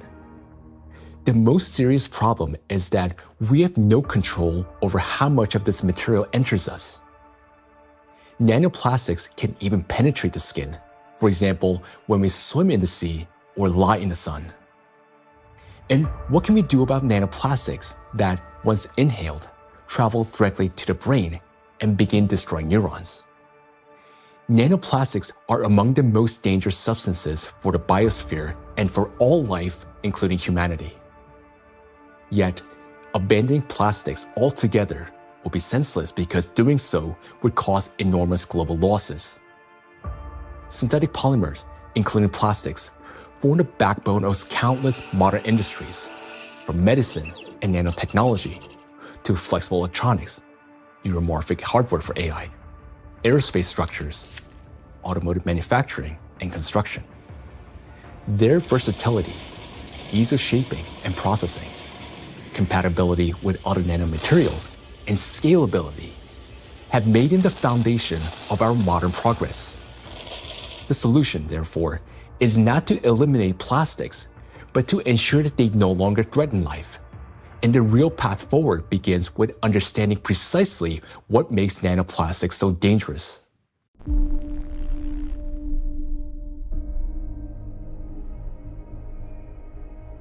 Now, we already know that electrostatic charge is the basis for their destructive power. It is this charge that allows plastic particles to cling to membranes, cross biological barriers, including the brain, bind to proteins, and interfere with genetic processes. The charge transforms plastic from something inert into a tiny, yet powerful destructive force within the biosphere and humankind. Understanding this, the scientific group of ALLATRA was the first to propose a strategic direction, that is, to deprive nanoplastics of their ability to accumulate and retain electric charge. Note that countless nanoparticles exist around us, yet most do not penetrate or destroy our cells. Only plastics do because of their electret-like behavior. Thus, if we can eliminate this property, then we can turn micro-nanoplastics into inert and harmless particles that no longer pose danger to us or to the biosphere. Now, how did the scientific group of ALLATRA come to understand this and become the first to propose a solution?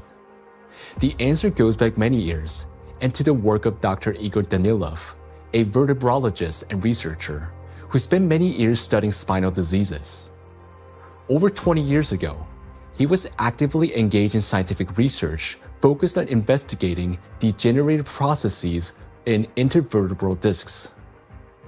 His work included a comprehensive experimental and clinical study to understand morphological and biochemical changes occurring in the nucleus pulposus, intercellular substance, and cartilaginous tissue of intervertebral discs. While studying cellular processes, Dr. Danilov focused on immune regulation and pathological reactions that could trigger cell degeneration. He noted that mitochondrial dysfunction was one of the main drivers of these changes, and this insight became the starting point for investigating what might be disrupting cellular function.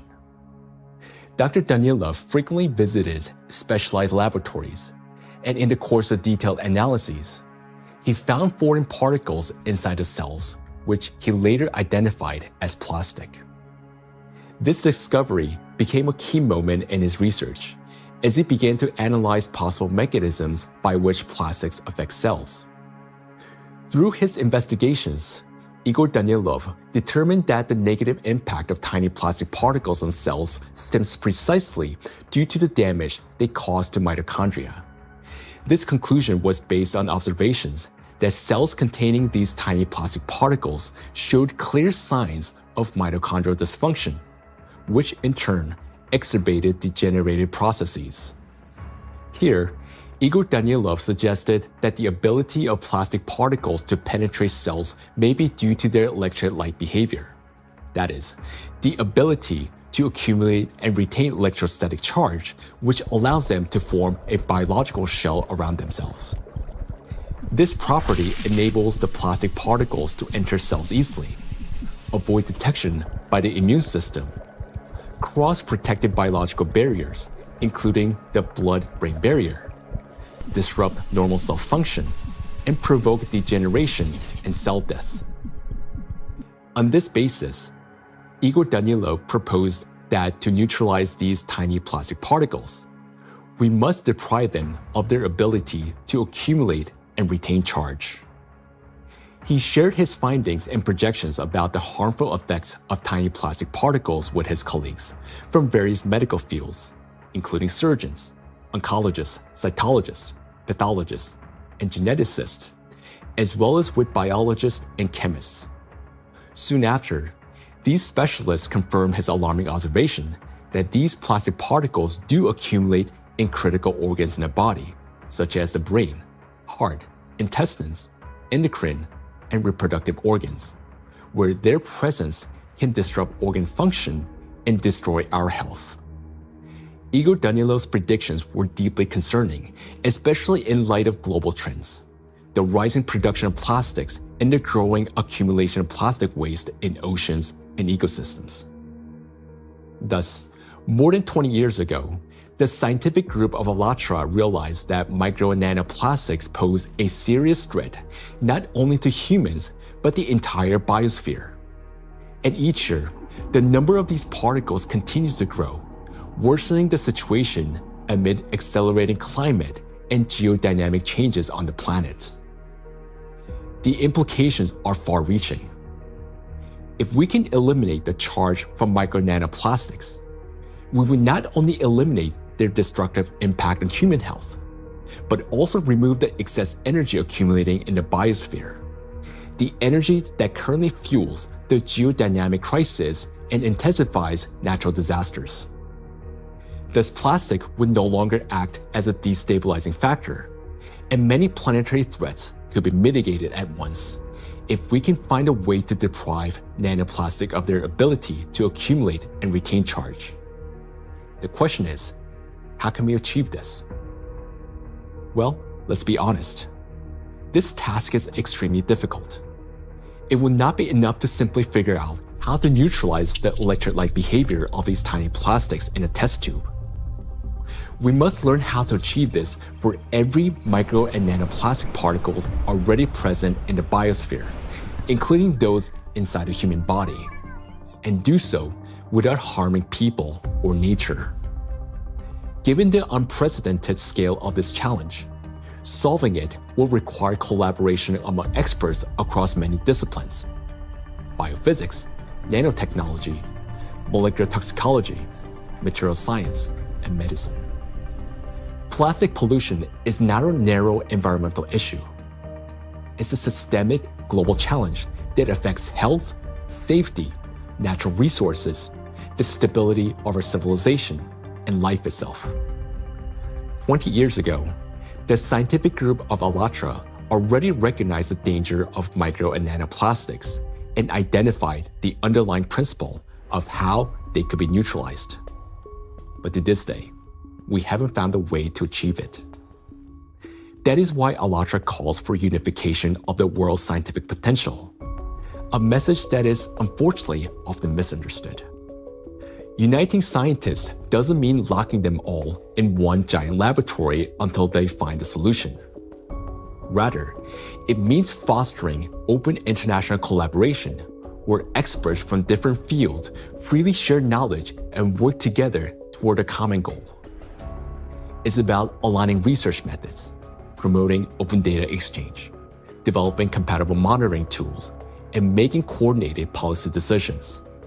The scientific community has already proven that such collaboration is possible when humanity unites around a common goal. Consider the Human Genome Project. Hundreds of institutions across dozens of countries, operating under unified data standards, achieved a breakthrough that transformed the course of science and medicine. In the same way, addressing the plastic crisis will require global cooperation, a collective effort to protect both ourselves and our planet. The ALLATRA International Public Movement actively supports the initiative of Pope Francis, Laudato Si, which seeks to raise the awareness of the importance of protecting our common home, the planet Earth. It is very important to emphasize that Laudato Si is far more than just a call to care for nature. It is a practical and scientifically grounded guide, a roadmap for transforming our world and creating a better world for future generations. The encyclical provides a clear direction toward a sustainable future, uniting ecology, climate justice, and humanity's shared responsibility for protecting our common home. The ALLATRA movement, fully embracing these principles, views Laudato Si as a powerful catalyst for global cooperation in addressing environmental and social challenges, and preserving the delicate balance of our planet. Cardinal Peter Turkson, the Chancellor of the Pontifical Academy of Sciences, is widely recognized for his dedicated work in ecology and social justice.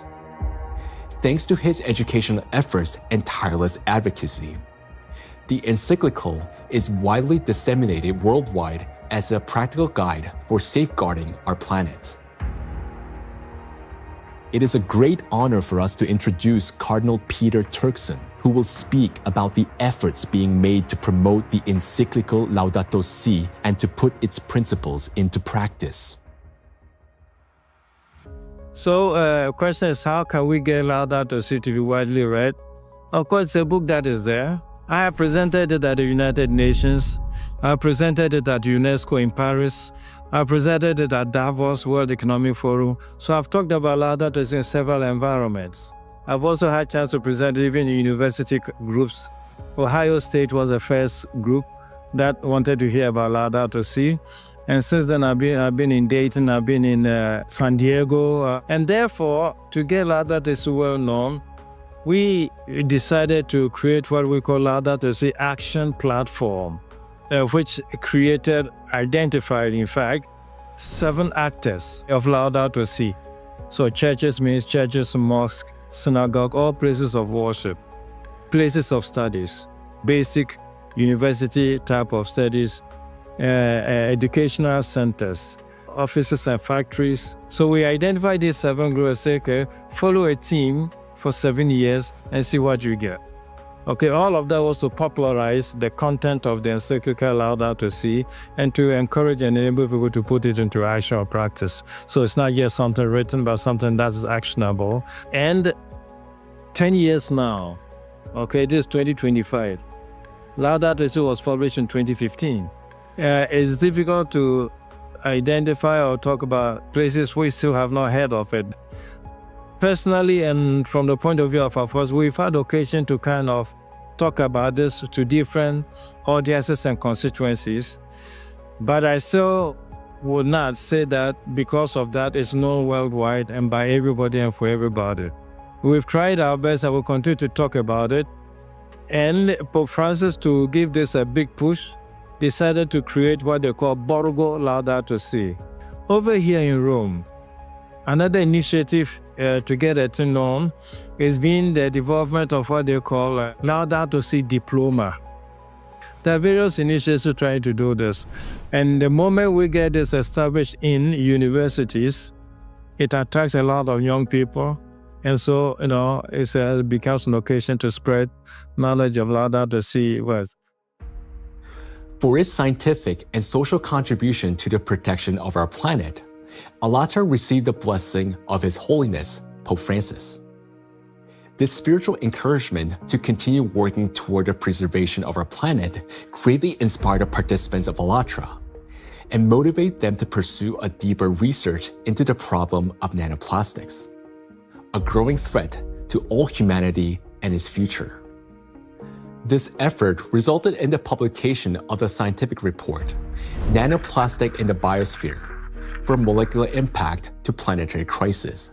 And this was presented for the first time in May 2025 at the International Conference of the Centesimus Annus Pro Pontifex Foundation in the Vatican by the President of ALLATRA, Marina Ovtsinova. This documentary is based in part on that scientific report.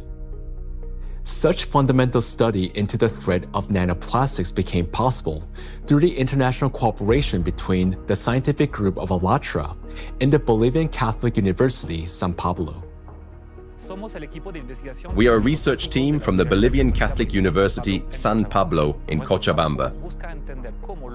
Our work seeks to understand how micro and nanoplastics circulate through our environmental matrices, how they interact with other pollutants, and what implications this has for human health and the biosphere. As part of the academic cooperation between the Bolivian Catholic University, San Pablo, and ALLATRA, we jointly prepared the report, Nanoplastics in the Biosphere, From Molecular Impact to Planetary Crisis. For the first time, a single document brings together comprehensive data on how micro and nanoplastics spread through the biosphere, enter food chains, and harm human health and ecosystems. The report is the result of an extensive interdisciplinary analysis that encompasses ecological, climatic, medical, physical, and chemical aspects of the harmful impact that micro and nanoplastics exert on the biosphere and human health. The global threats facing humanity require united international action. And today, we have a clear direction. Thanks to the scientific group of ALLATRA, we not only recognize a problem, but understand its underlying physical nature, the electric charge that gives nanoplastics their destructive power. By addressing this cause, that is, by removing that charge and disarming the killer, we can give the biosphere and ourselves a chance to prevail. So we must use the time we still have. And this is not an exaggeration. Our cognitive abilities are rapidly declining, and this is serious. It is a result of nanoplastics accumulating in our brains. You may already notice it in yourself and those close to you. Unless we act, it will only worsen year after year. And now, you will learn why. The age of intellectual extinction. Throughout the 20th century, scientists observed a trend. Since 1932, IQ scores had been steadily rising. This phenomenon became known as the Flynn effect. However, among generations born after the 1970s, the rise in IQ has reversed to a gradual decline. Mandatory IQ tests for military personnel in various countries show a decline in scores since the mid-1990s. According to another study conducted between 2006 and 2018 at Northwestern University, Americans showed a decline in IQ across 3 out of 4 cognitive areas. This decline in average IQ has been termed the reverse Flynn effect. In 2025, the scores of U.S. high school students on major math and reading tests dropped to the lowest levels ever recorded. Their average math score was the worst since the current version of the test was introduced in 2005, while reading scores were the lowest since testing began in 1992. Similar trends have been observed in other countries. The steady decline in IQ continues to this day. Intelligence scores are no longer rising. They're slowly, but surely falling. But what lies behind this troubling trend? One important correlation stands out. The decline in average IQ coincides with the exponential rise in plastic production and pollution. Take a look at the graphs. The more plastic, and therefore the more micro and nanoplastics in the environment, the lower the IQ. This shows a clear link between increasing the amount of plastics and declining cognitive abilities. And that is deeply alarming. This isn't just a statistical correlation. As plastic production has skyrocketed, our daily exposure to micro and nanoplastics has risen with it. Charged plastic particles can easily pass through biological barriers, including the blood-brain barrier. Once inside the brain, nanoplastic particles accumulate not only in neurons, but also in glial cells, the very cells that nourish and protect neurons and help form neural connections. There are many more glial cells in the brain than neurons themselves. Electrostatically charged nanoplastic disrupts the function of glial cells, triggering inflammation and chronic stress, setting off a continuous cycle of destruction inside the brain itself. For the brain, chronic stress and inflammation are like a computer running on a critically low battery. When the battery is nearly drained but dozens of programs are still running, the system automatically switches to power-saving mode, shutting down energy-intensive applications to avoid overheating or freezing. Our brain works in a similar way. When stress and inflammation reach a critical point, the brain, like a computer, will eventually shut down its most energy-demanding regions to survive and conserve energy. The first to go offline is the prefrontal cortex, the youngest and most complex part of the brain. It's considered the control center, responsible for such essential functions as intelligence, behavioral regulation, and the ability to think logically, consistently, and rationally by comparing facts and drawing conclusions. The most dangerous part is that the shutdown of the prefrontal cortex happens silently, without our awareness, and we won't even realize it. The brain will switch to its basic survival programs. The ancient rapid response system, the limbic system, takes over. Its key structures, the amygdala and hypothalamus, trigger the fight, flight, or freeze reaction, fast, impulsive, and without time for reflection. These systems will still stay active for a while because the brain identifies them as critical for survival.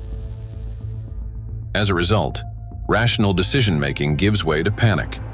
Creativity and intelligence are replaced by degradation and dullness.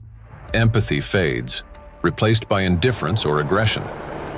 Electrostatically charged plastic particles that enter the brain interact with neuronal membranes, activating microglia, and continuously fueling oxidative stress and chronic inflammation.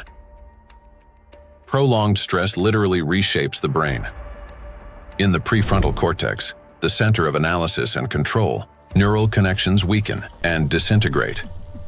Similar changes occur in the hippocampus, the region responsible for memory and learning. Neural connections fade away, and the hippocampus deteriorates. In the amygdala, the centers of fear and anxiety, the opposite happens.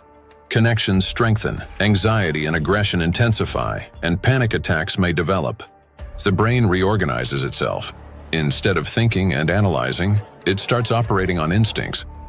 In doing so, it loses the ability to recognize real danger and respond appropriately. This isn't a temporary reaction. It's a fundamental restructuring of the brain. The capacity for learning, cooperation, and rational decision-making declines. This may help explain global trends we see today in society. A decline in average intelligence, a rise in anxiety and depression, an increase in aggression, impulsivity, and issues in social relationships. As the amount of plastic in the environment continues to grow, the reverse Flynn effect will only become more pronounced. People won't just become less intelligent, they won't even realize it. They'll become captives of a reality distorted by their own brains.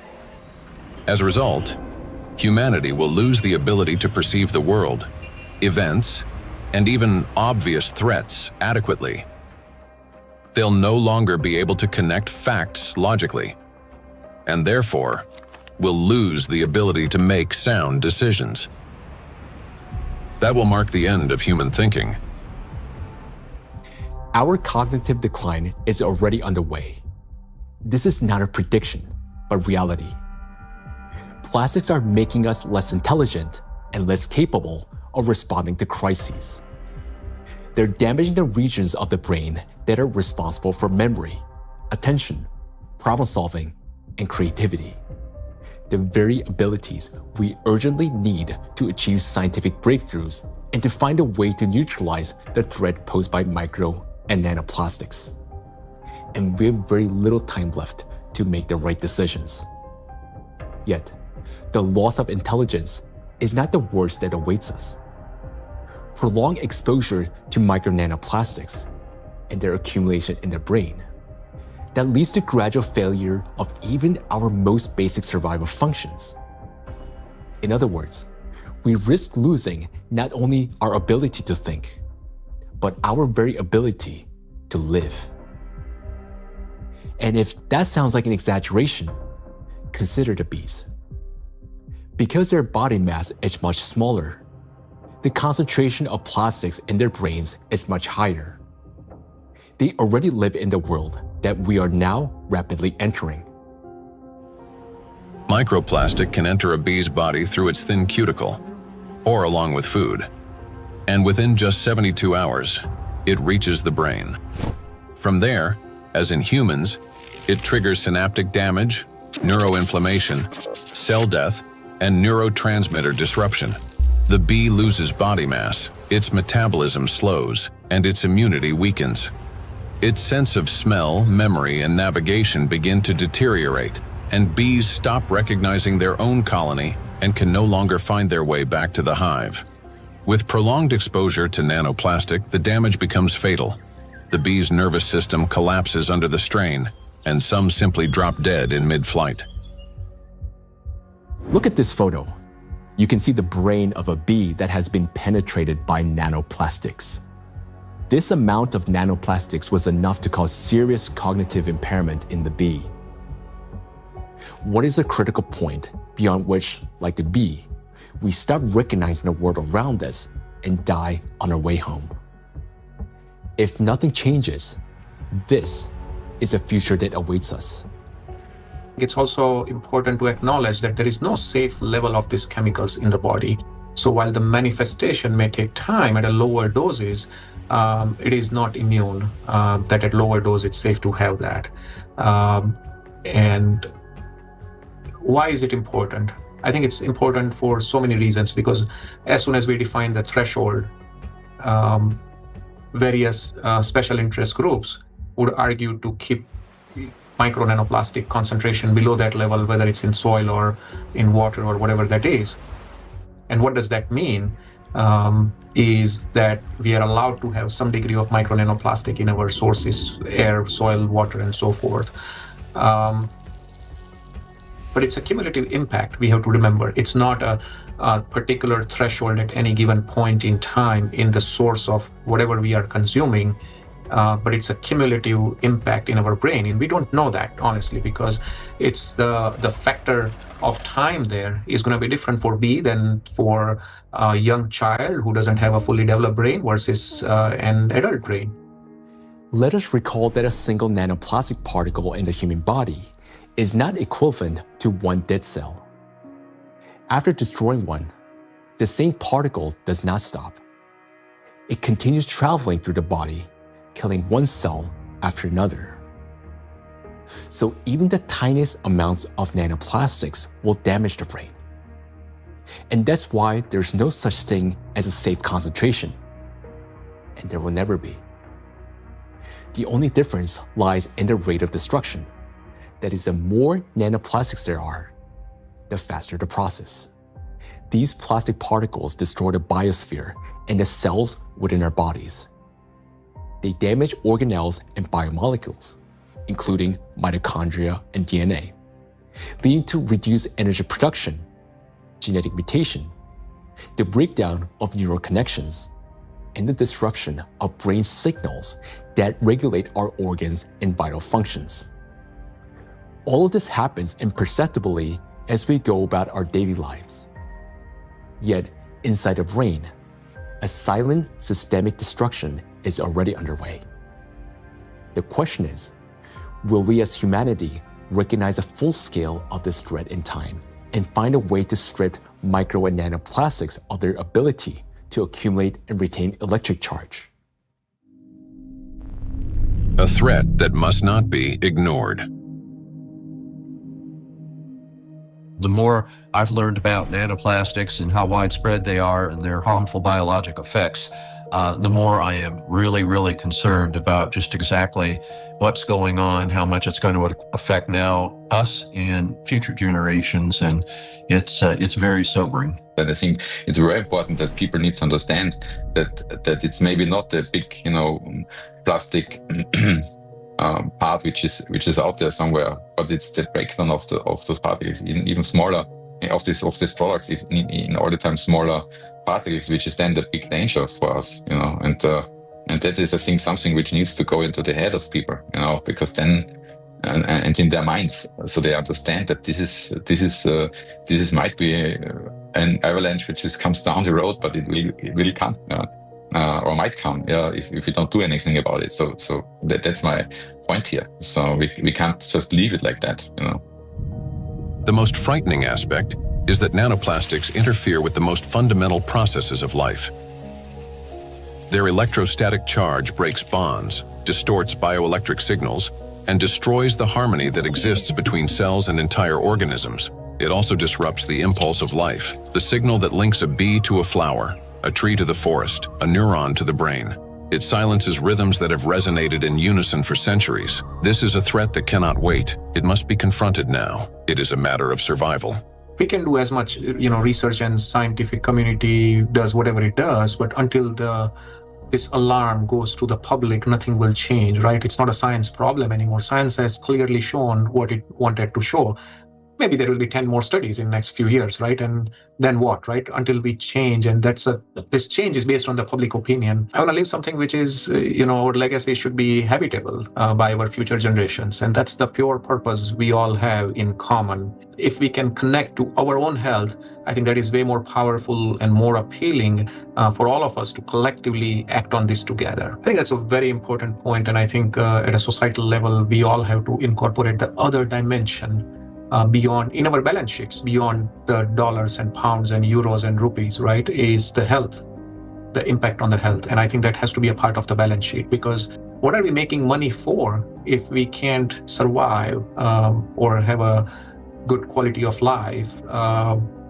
Then everything else is worthless for us and for the future generations. I think maybe a reason why I do that, to just show by example that we need to do that. It's my big, hope that I can contribute to a solution, and also to people thinking about it, talking about it, and acting accordingly to make this world a better place, and not just always a worse place for the future, especially for the next generations, and for my son, and for families, and of course all over the world to take care. And I'm trying to contribute the awareness of people, to explain, to show them the risks, and to make them understand the problem, the real extent of problem, to put them into action. So I just want to say one last word, that we only have one planet, and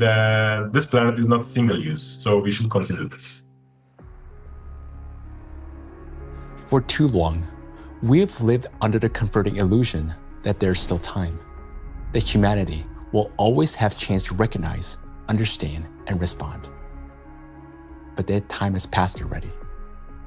Our greatest challenge now is to find a solution before we cross the point of no return, while we still have both our intellect and the little time that remains. But for this to happen, all of humanity must first grasp the true scale of what is unfolding. Only then will we be able to direct our full scientific potential and resources toward finding a solution. As we have seen already, no single individual, organization, or nation alone can solve such a complex problem. The scientific community of ALLATRA has been searching for the solution for 2 decades, and although it hasn't been found yet, we know it exists. We understand that the answer lies at the intersection of physics, chemistry, and biology, which means that the solution is achievable, and finding it is essential for survival. Through years of research, we have come to clear understanding that the efforts of the entire global community must be united, and urgently. The challenge before us is enormous: to find a way to strip micro and nanoplastics of their ability to accumulate and retain electric charge across the entire biosphere, not just in a test tube or single organism. And to do so without harming humanity, the planet, or disrupting the Earth's magnetic field. Today, micro nanoplastics are present in every human being, including newborns taking their very first breath. In fact, unborn children developing in the womb are already exposed to these tiny particles, and even human eggs and semen are now contaminated and impacted by nanoplastics. For the first time in history, we face an enemy that threatens all life on the planet. And unless we change the course, this crisis will only deepen. Nanoplastics have indeed become the only true enemy of all humankind and each of us. I want to say that now is not the time for geopolitical rivalries or economic wars. It is not the time to build new empires. When one realizes that they're dying, it makes no sense to start building a new house, especially when no one will be left to live in it. And above all, we no longer have a time for military conflicts. there's no sense in killing one another when we're already being killed by a common invisible enemy, although some don't even realize it yet. We cannot remain indifferent to this threat because our future depends on whether we're capable of setting aside our divisions and uniting against this killer, nanoplastics, which threatens all life on our planet. The question is, are we capable of truly understanding all this? Or has nanoplastic already damaged our minds to the point where we don't even recognize the mortal danger hanging over humanity? If we can still see the reality for what it is, then we're obligated to act, to find a solution while we still can. We cannot shift this responsibility to the next generation, because if we fail to find a solution now, there will not be any true generation.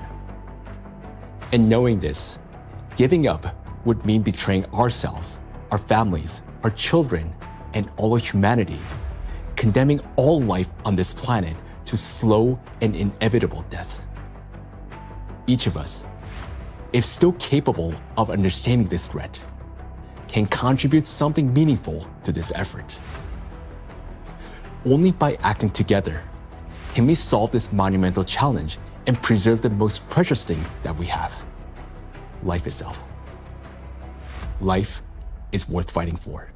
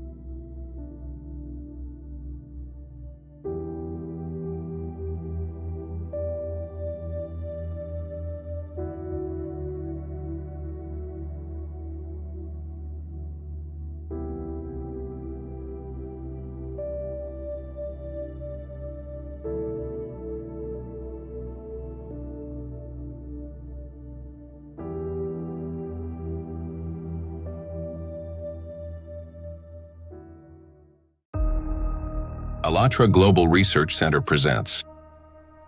We are seeing people being diagnosed earlier compared to 50 years ago. We are seeing people being diagnosed with more aggressive disease of various kinds. And we are seeing people having worse outcome compared to what they used to.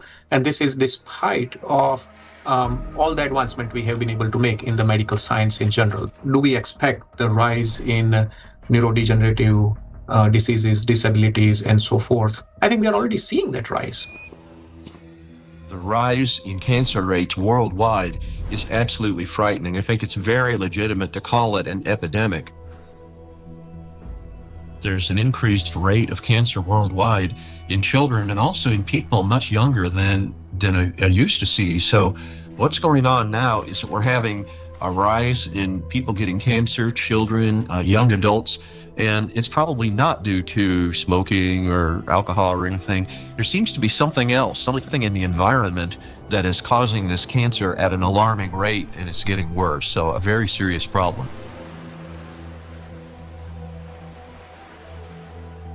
Diseases are emerging early in life. Today's generation is getting sick at ages when their parents were still healthy. And what's worse is that they're often battling not just one, but multiple chronic diseases simultaneously. How can this be happening despite all the advances in modern medicine? What if behind this rapid global decline in human health, there lies a hidden factor, one that we've overlooked all along? Nanoplastics, a threat to life. We're talking about microplastics, tiny particles that can't be seen with the naked eye. They're much thinner than a human hair, extremely fine. From the molecular level to the scale of entire ecosystems, understanding microplastics is crucial for protecting the biosphere and public health. I was also surprised that it took so long, to people to recognize that's a problem, because this plastic production increased like super high in the 1950s, and we have now, I guess, something between 400 and 500 million tons of plastic production every year, and this keeps accumulating, and in all our ecosystems. So it's not only affecting the human life, but the whole ecosystem. So it's every individual, every plant, even bacteria. They take them up. So that's something which we have to take into account. The fact that it now pervades from our deepest ocean to our highest mountain, that it's present in more or less every living sample that scientists have looked at, and in some populations in considerable proportions, and that it's now pervading, our food, drink, and the air we breathe, to me, is quite concerning. The science has clearly, without a doubt, shown that these chemicals, these particles are very harmful for us in various ways, not just one organ system, but all organ systems are affected. Plastic symbolizes progress, a triumph of human ingenuity, a material that is light, strong, and built to last forever. Yet, as humanity, we miss something crucial. We fail to notice how the very material created to improve our lives began instead to endanger them. Unfortunately, people often underestimate the true threat posed by plastics. Many think of it merely as an environmental problem. Bottles scattered on beaches, debris floating across the sea. And yes, these do pollute our planet. But large plastic pieces alone cannot destroy the entire biosphere, including humanity, unlike the microscopic particles they eventually become. This plastic bottle. In this form, it poses no immediate danger. But everything changes once this solid object disintegrates into masses of microscopic fragments. If this half-liter bottle were broken down into plastic particles just 1 micrometer in size, it would create roughly 10 trillion of them.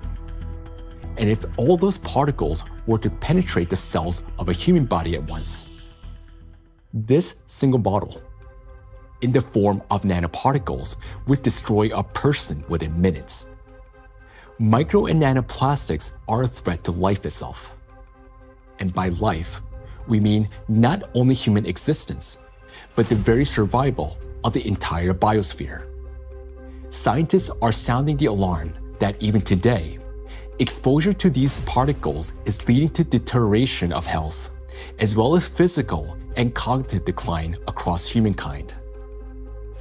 A growing body of research links micro and nanoplastics to the development of diseases, genetic mutations, and the rise of antibiotic resistance. Some researchers even associate tiny plastics with climate anomalies, natural disasters, and increase in seismic activity as trillions of microscopic particles interact with the environment. Over time, they could create uninhabitable zones across our planet. And all of this begins with a simple chain reaction. When plastic, like this very plastic bottle, breaks down into micro and nanoplastics. This documentary is a result of a large-scale investigation. We have examined hundreds of scientific studies and thousands of facts to answer key questions, like why are plastics so particularly dangerous? How can plastic particles threaten the very foundation of life? And what chances remain for humanity to change its course? Today, only a few hundred, perhaps a few thousand people truly understand the magnitude of this threat. A number far too small for a world of 8 billion. But by watching this documentary, you will become one of the few who understand what's really happening. This is a story of why researchers studying nanoplastics call them the #1 killer, and how they're already reshaping our future. Plastic interferes with the universal language of life.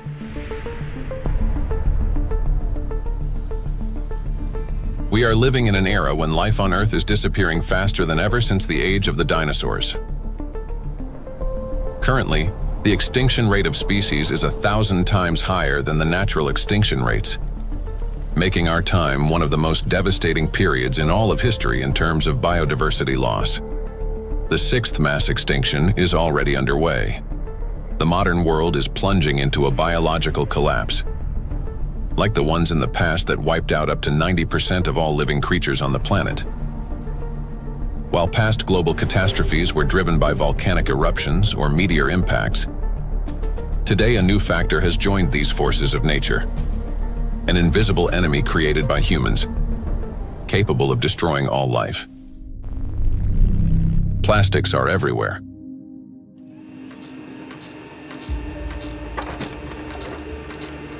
Since the mid-20th century, humanity has produced more than 9 billion tons of plastic. A material that was meant to make life easier, but has instead become a deadly trap for nature and for humanity. It is well established that most plastic is never recycled. Professor Antonio Ragusa, an Italian obstetrician gynecologist and researcher who first identified microplastic in the human placenta, explains how it continues its journey through the biosphere. Of the millions and millions of tons of plastic we produce, less than 10% gets recycled. More than 90% is dumped into the environment.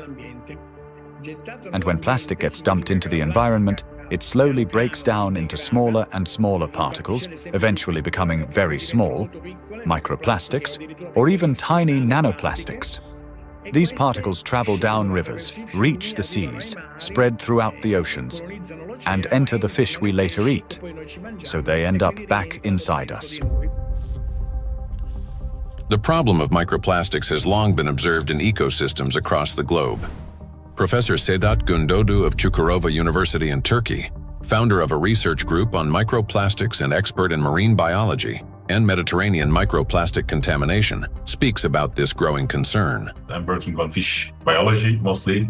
I was working on fish biology since 2016.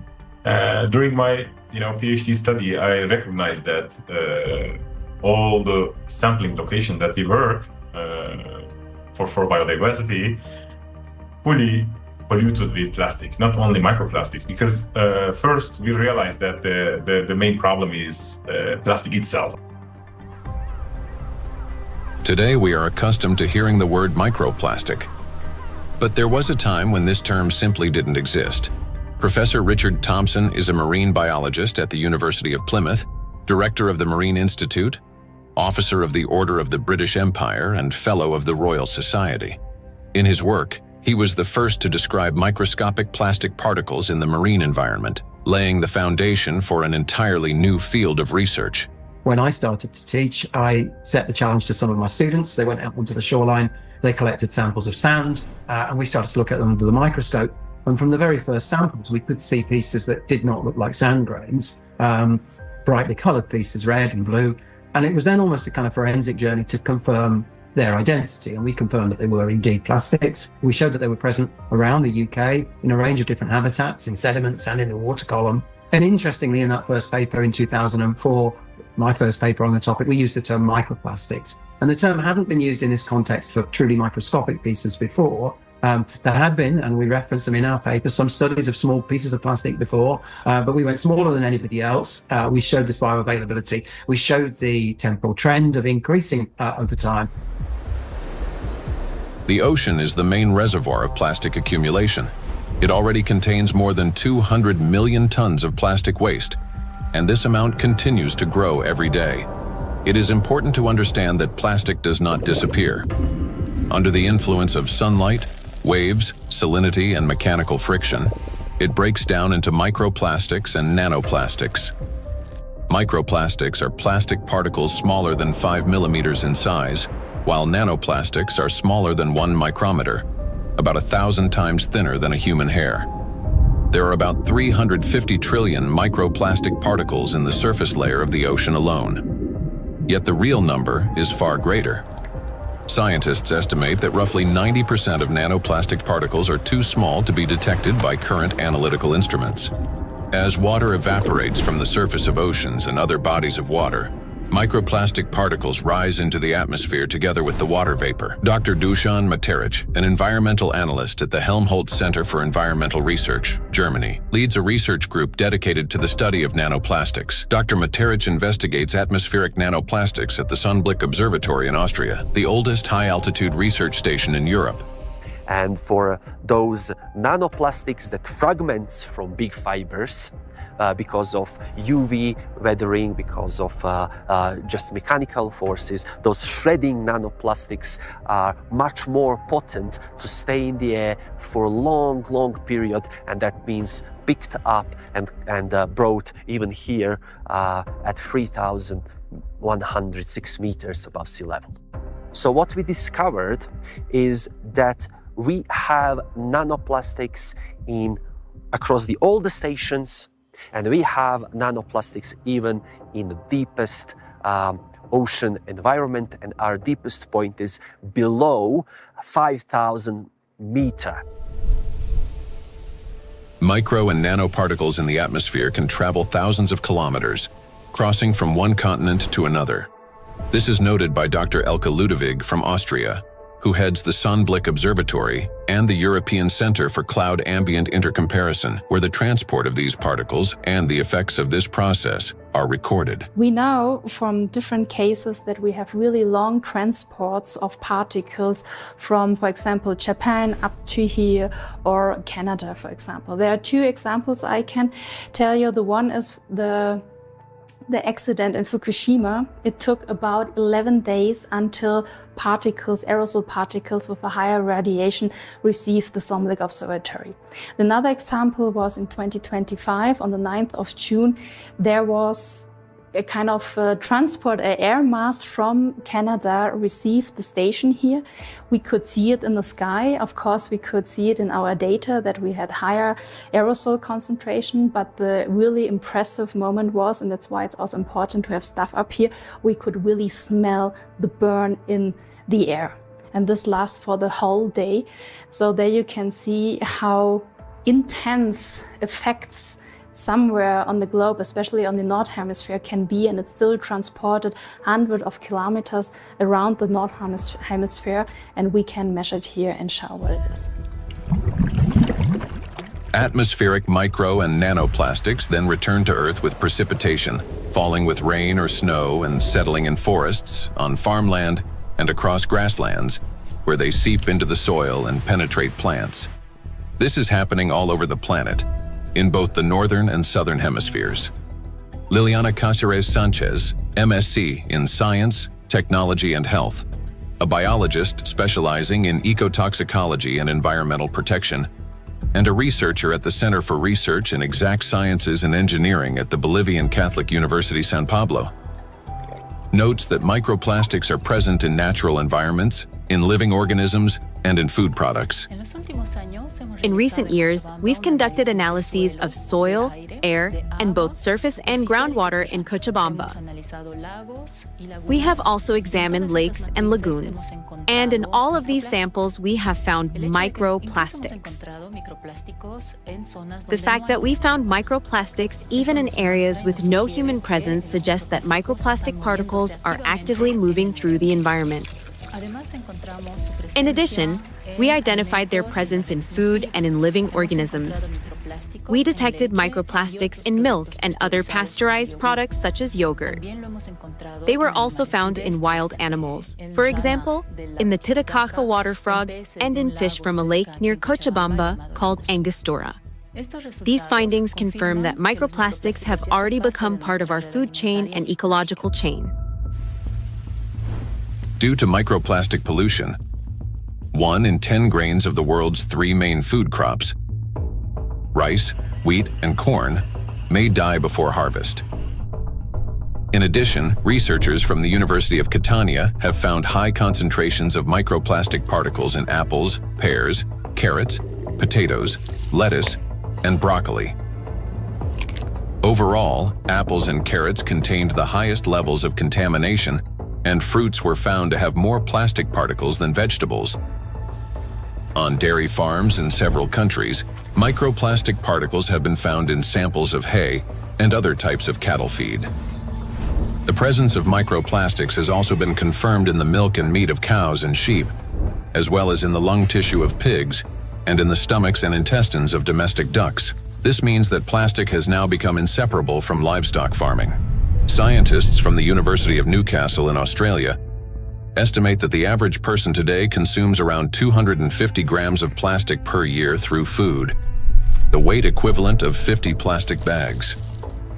Moreover, humans inhale micro and nanoplastics.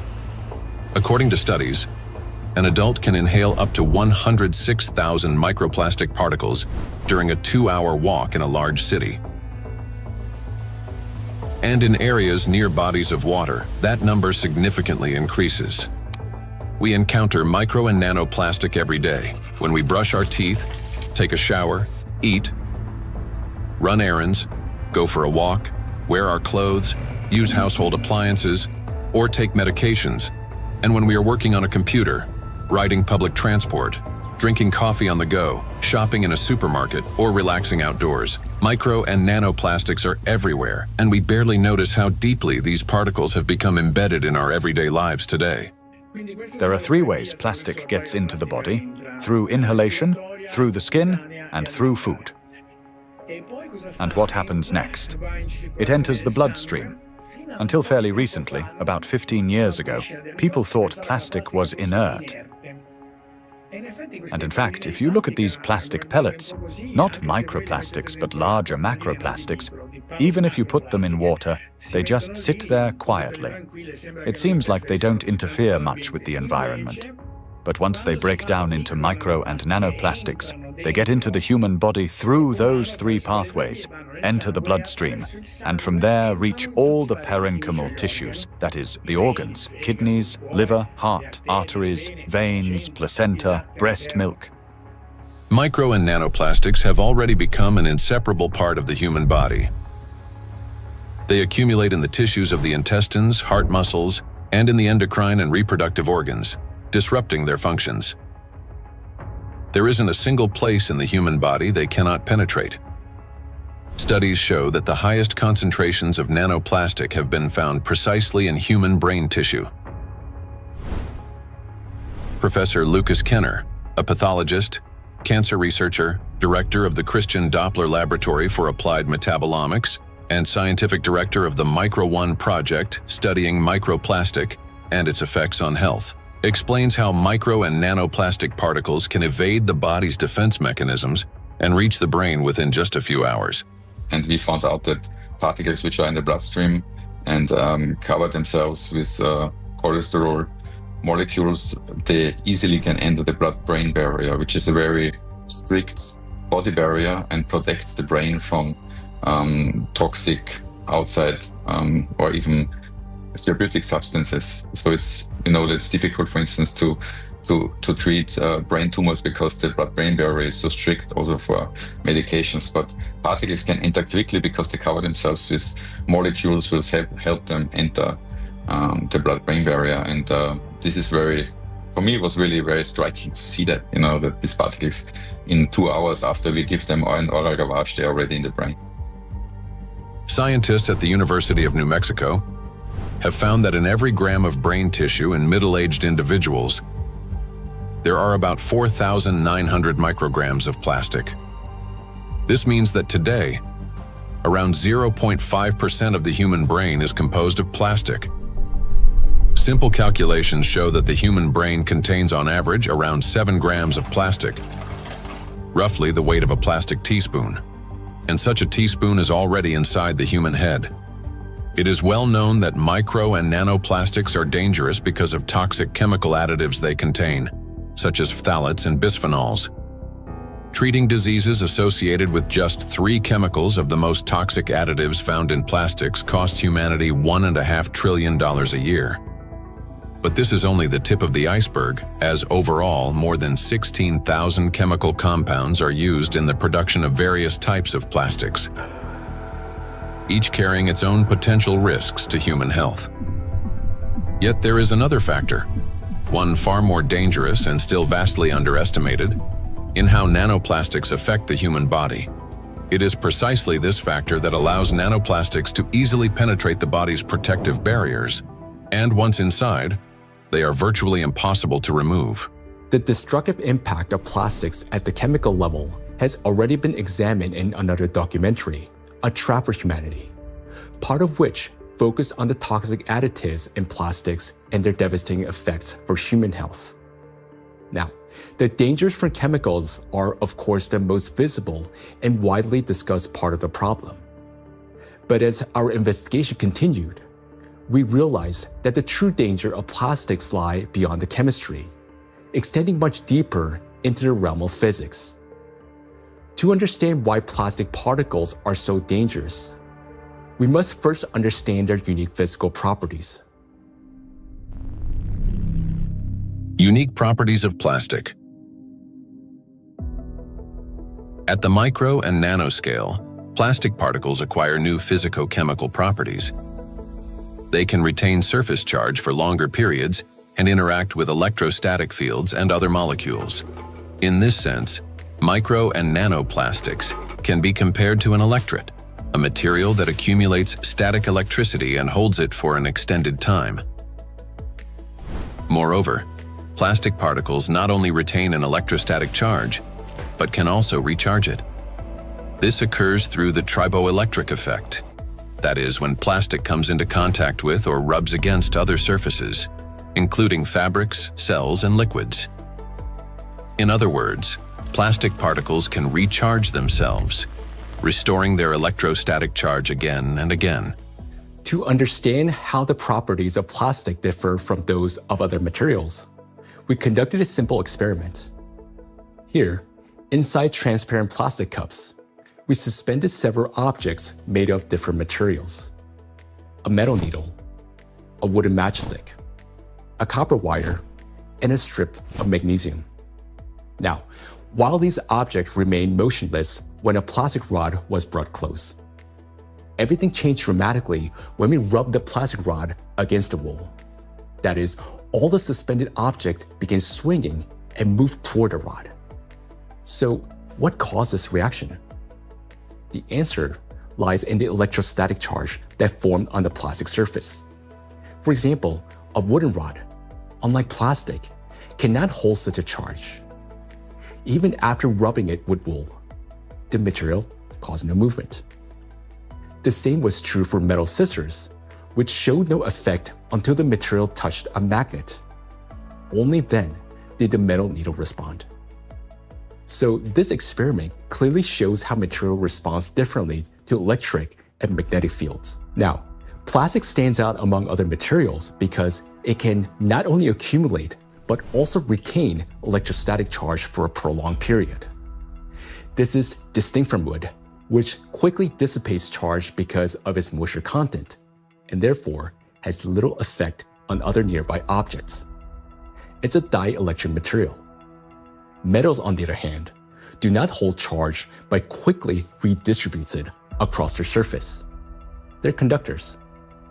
Magnets, meanwhile, create magnetic rather than electric fields and thus cannot attract electrically neutral objects in the way a charged plastic can. So this is what makes electrostatically charged plastic so dangerous. It is an invisible force capable of changing everything around it. Once charged, plastic can attract even neutral particles, disrupting many natural physical processes. And as plastics breaks down into smaller fragments, micro and nanoplastics, it doesn't lose its properties. In fact, the impact of plastic on the environment and living organisms only intensifies as the particles become smaller. It's the charge that makes plastic especially dangerous to all life on our planet. Therefore, plastic cannot be regarded as passive waste. It is an active, electrically charged material capable of interacting with nearly all substances on Earth, from atmospheric particles to living cells. The smaller the plastic particle, the more active it becomes, and the more dangerous its impact. if you view a microplastic particle and it's 5 millimeter in diameter, and you break it down to a nanoplastic particle, which is 1 micrometer in size, you generate from one particle 125 billion particles, which is the number of galaxies we have in the universe. And the surface of these particles is 5,000 times larger than the 5 millimeter particle. So this just exemplifies how big an issue the breakdown of those plastic particles in even and all the time smaller particles. And these particles have maybe total different properties than the large 5 millimeter particles. So you not only change the size, but also the surface and the properties of the particles. Nanoplastic has an enormous surface area compared to its mass. It's like a tiny grain with the surface area of a football field. This is called a high specific surface area. The larger the surface, the greater the particle's ability to accumulate and retain electrostatic charge, and the more active sites it contains that bind proteins, metal ions, lipids, and other molecules from the surrounding environment can attach. To understand how dangerous these tiny charged particles are, let's run a simple mental experiment. For example, we have an ordinary 1.5 volt battery. If we divide it into 125 billion tiny batteries, and suppose each of them still had the same power output of 1.5 volts, their aggregate power would equal 187.5 billion volts. Imagine how much greater the voltage will become. Similar things happen with plastic. When a single fragment of plastic is divided into 125 billion particles, each carrying a charge, the amount of charge increases. Today, millions of tons of plastic in our biosphere are constantly breaking down into smaller and smaller particles, each carrying an electrostatic charge that allows it to penetrate everywhere. Consequently, as the number of electrostatically charged plastic particles grows, an excess electrical potential builds up throughout our planet. This is a major factor disrupting the Earth's energy balance, contributing to warming of the oceans, increase in atmospheric anomalies, as well as the number and severity of natural disasters each year. Note that the warmer the ocean, the more acidic it gets, and the faster plastic breaks down into charged micro-nanoplastics. This in turn leads to greater buildup of energy on our planet, amplifying all these processes in a self-reinforcing chain reaction. In addition, the smaller the particle, the more easily it penetrates the protected barrier of living organisms, including humans, triggering various chronic diseases and killing millions of people.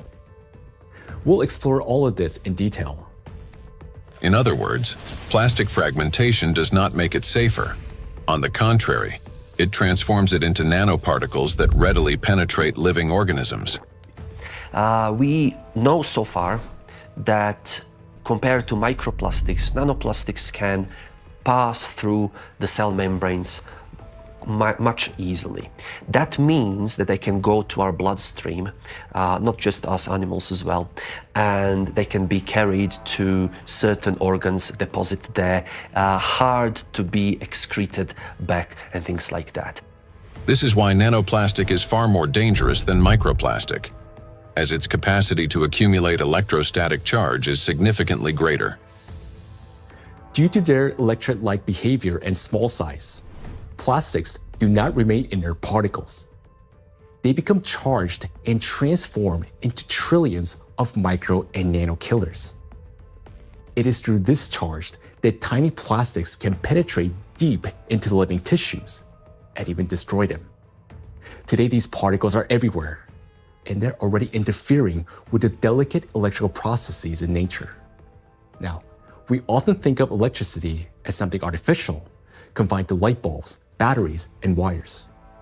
But in reality, electrical impulses are the very language of life. That is, they enable the entire biosphere to function. And it is precisely these natural processes that electrostatically charged micro and nanoplastics are now disrupting. Universal language of nature.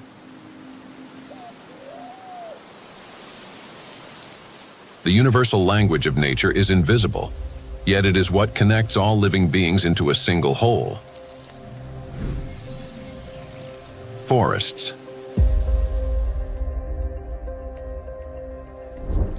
In forests, tree roots are linked with fungal networks, forming a complex and interconnected system beneath the soil that scientists call the wood wide web. This network not only distributes water and nutrients, but also enables plants to exchange information.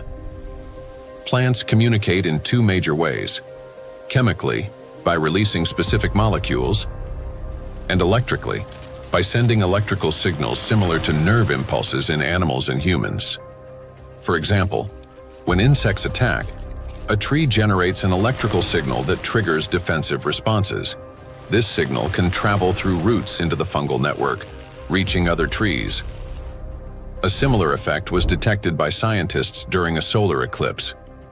The bioelectric signals of trees began to synchronize, forming a single impulse. The oldest trees responded first, as if they remembered such events and were warning the younger ones. Through electrical signals, plants can coordinate their growth, warn each other of danger, adapt collectively to stress, and even store shared memory. It is precisely this finely tuned system that is now being disrupted by micro and nanoplastics. Today, forests have become vast reservoirs of microplastics. Research shows that forests capture microplastic from the atmosphere. As air currents pass through forests, they carry tons of microplastic particles. The forest functions as a massive filter. Tree canopies and leaves literally comb out particles from the air. In the past, this process helped purify the atmosphere from dust and dirt. Today, however, along with these natural particles, micro and nanoplastic are also being trapped. Unlike dust, which can become part of organic matter, plastic does not decompose. It remains in leaves, accumulates in soil, and persists in forest air. Every day, dozens of microplastic particles settle on each square meter of the forest canopy. Scientists estimated the annual deposition of microplastics in forest soils and showed that it correlates with the scale of plastic production in Europe. Assuming that atmospheric fallout is the primary source, they concluded that roughly 400,000 microplastic particles per square meter could accumulate in forest soil over a 70-year period. Charged particles distort bioelectrical signals and deprive forests of their ability to adapt and survive. Negatively charged nanoparticles penetrate plant roots more easily, disrupting nutrient absorption. As a result, growth slows down and root formation is impaired. In addition, electrostatically charged micro and nanoparticles of plastic adhere to leaves and penetrate plant cells, impairing photosynthesis. They damage chloroplasts, the energy centers of plant cells, the analog of mitochondria in animal and human cells. Prolonged exposure to micro and nanoplastics reduces the ability of plants to produce oxygen. Some of the world's forests, such as the eastern forests of the Amazon, are already emitting more carbon dioxide than they produce oxygen. Animals.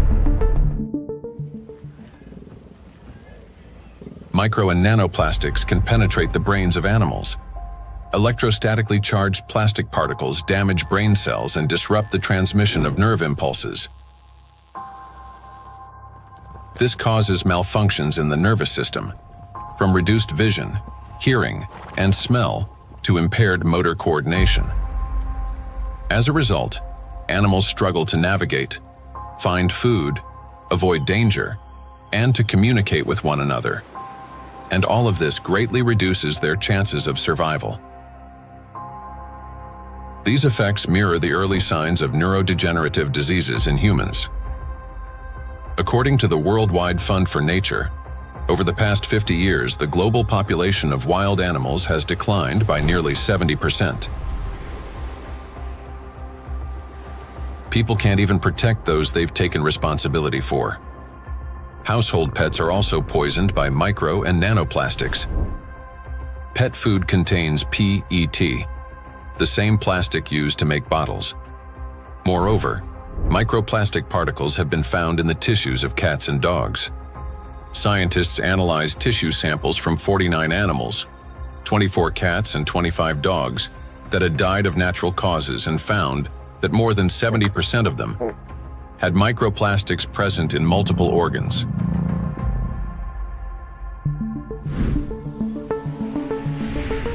Insects.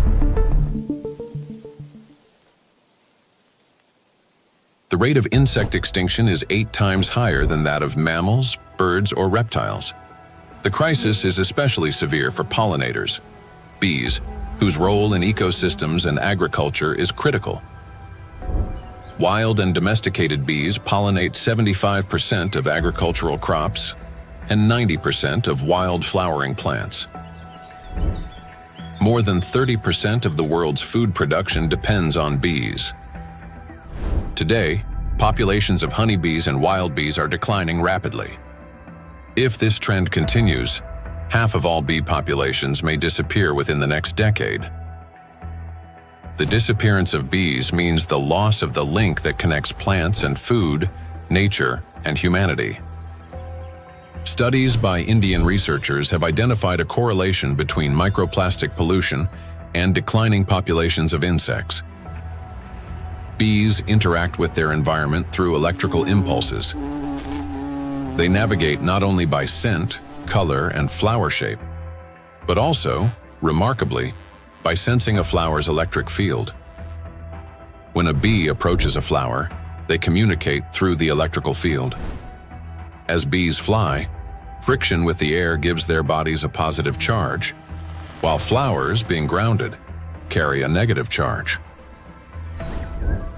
This difference creates an electric field that allows pollen to transfer to the bee even before it lands. Experiments have shown that bees can distinguish flowers by their electric fields, associate specific electrical signals with the presence of nectar, and even determine a flower's freshness by the strength of its residual charge. After a flower has been visited, its electric field weakens, and other bees can read the signal that the flower contains less nectar. Moreover, the bee's own electric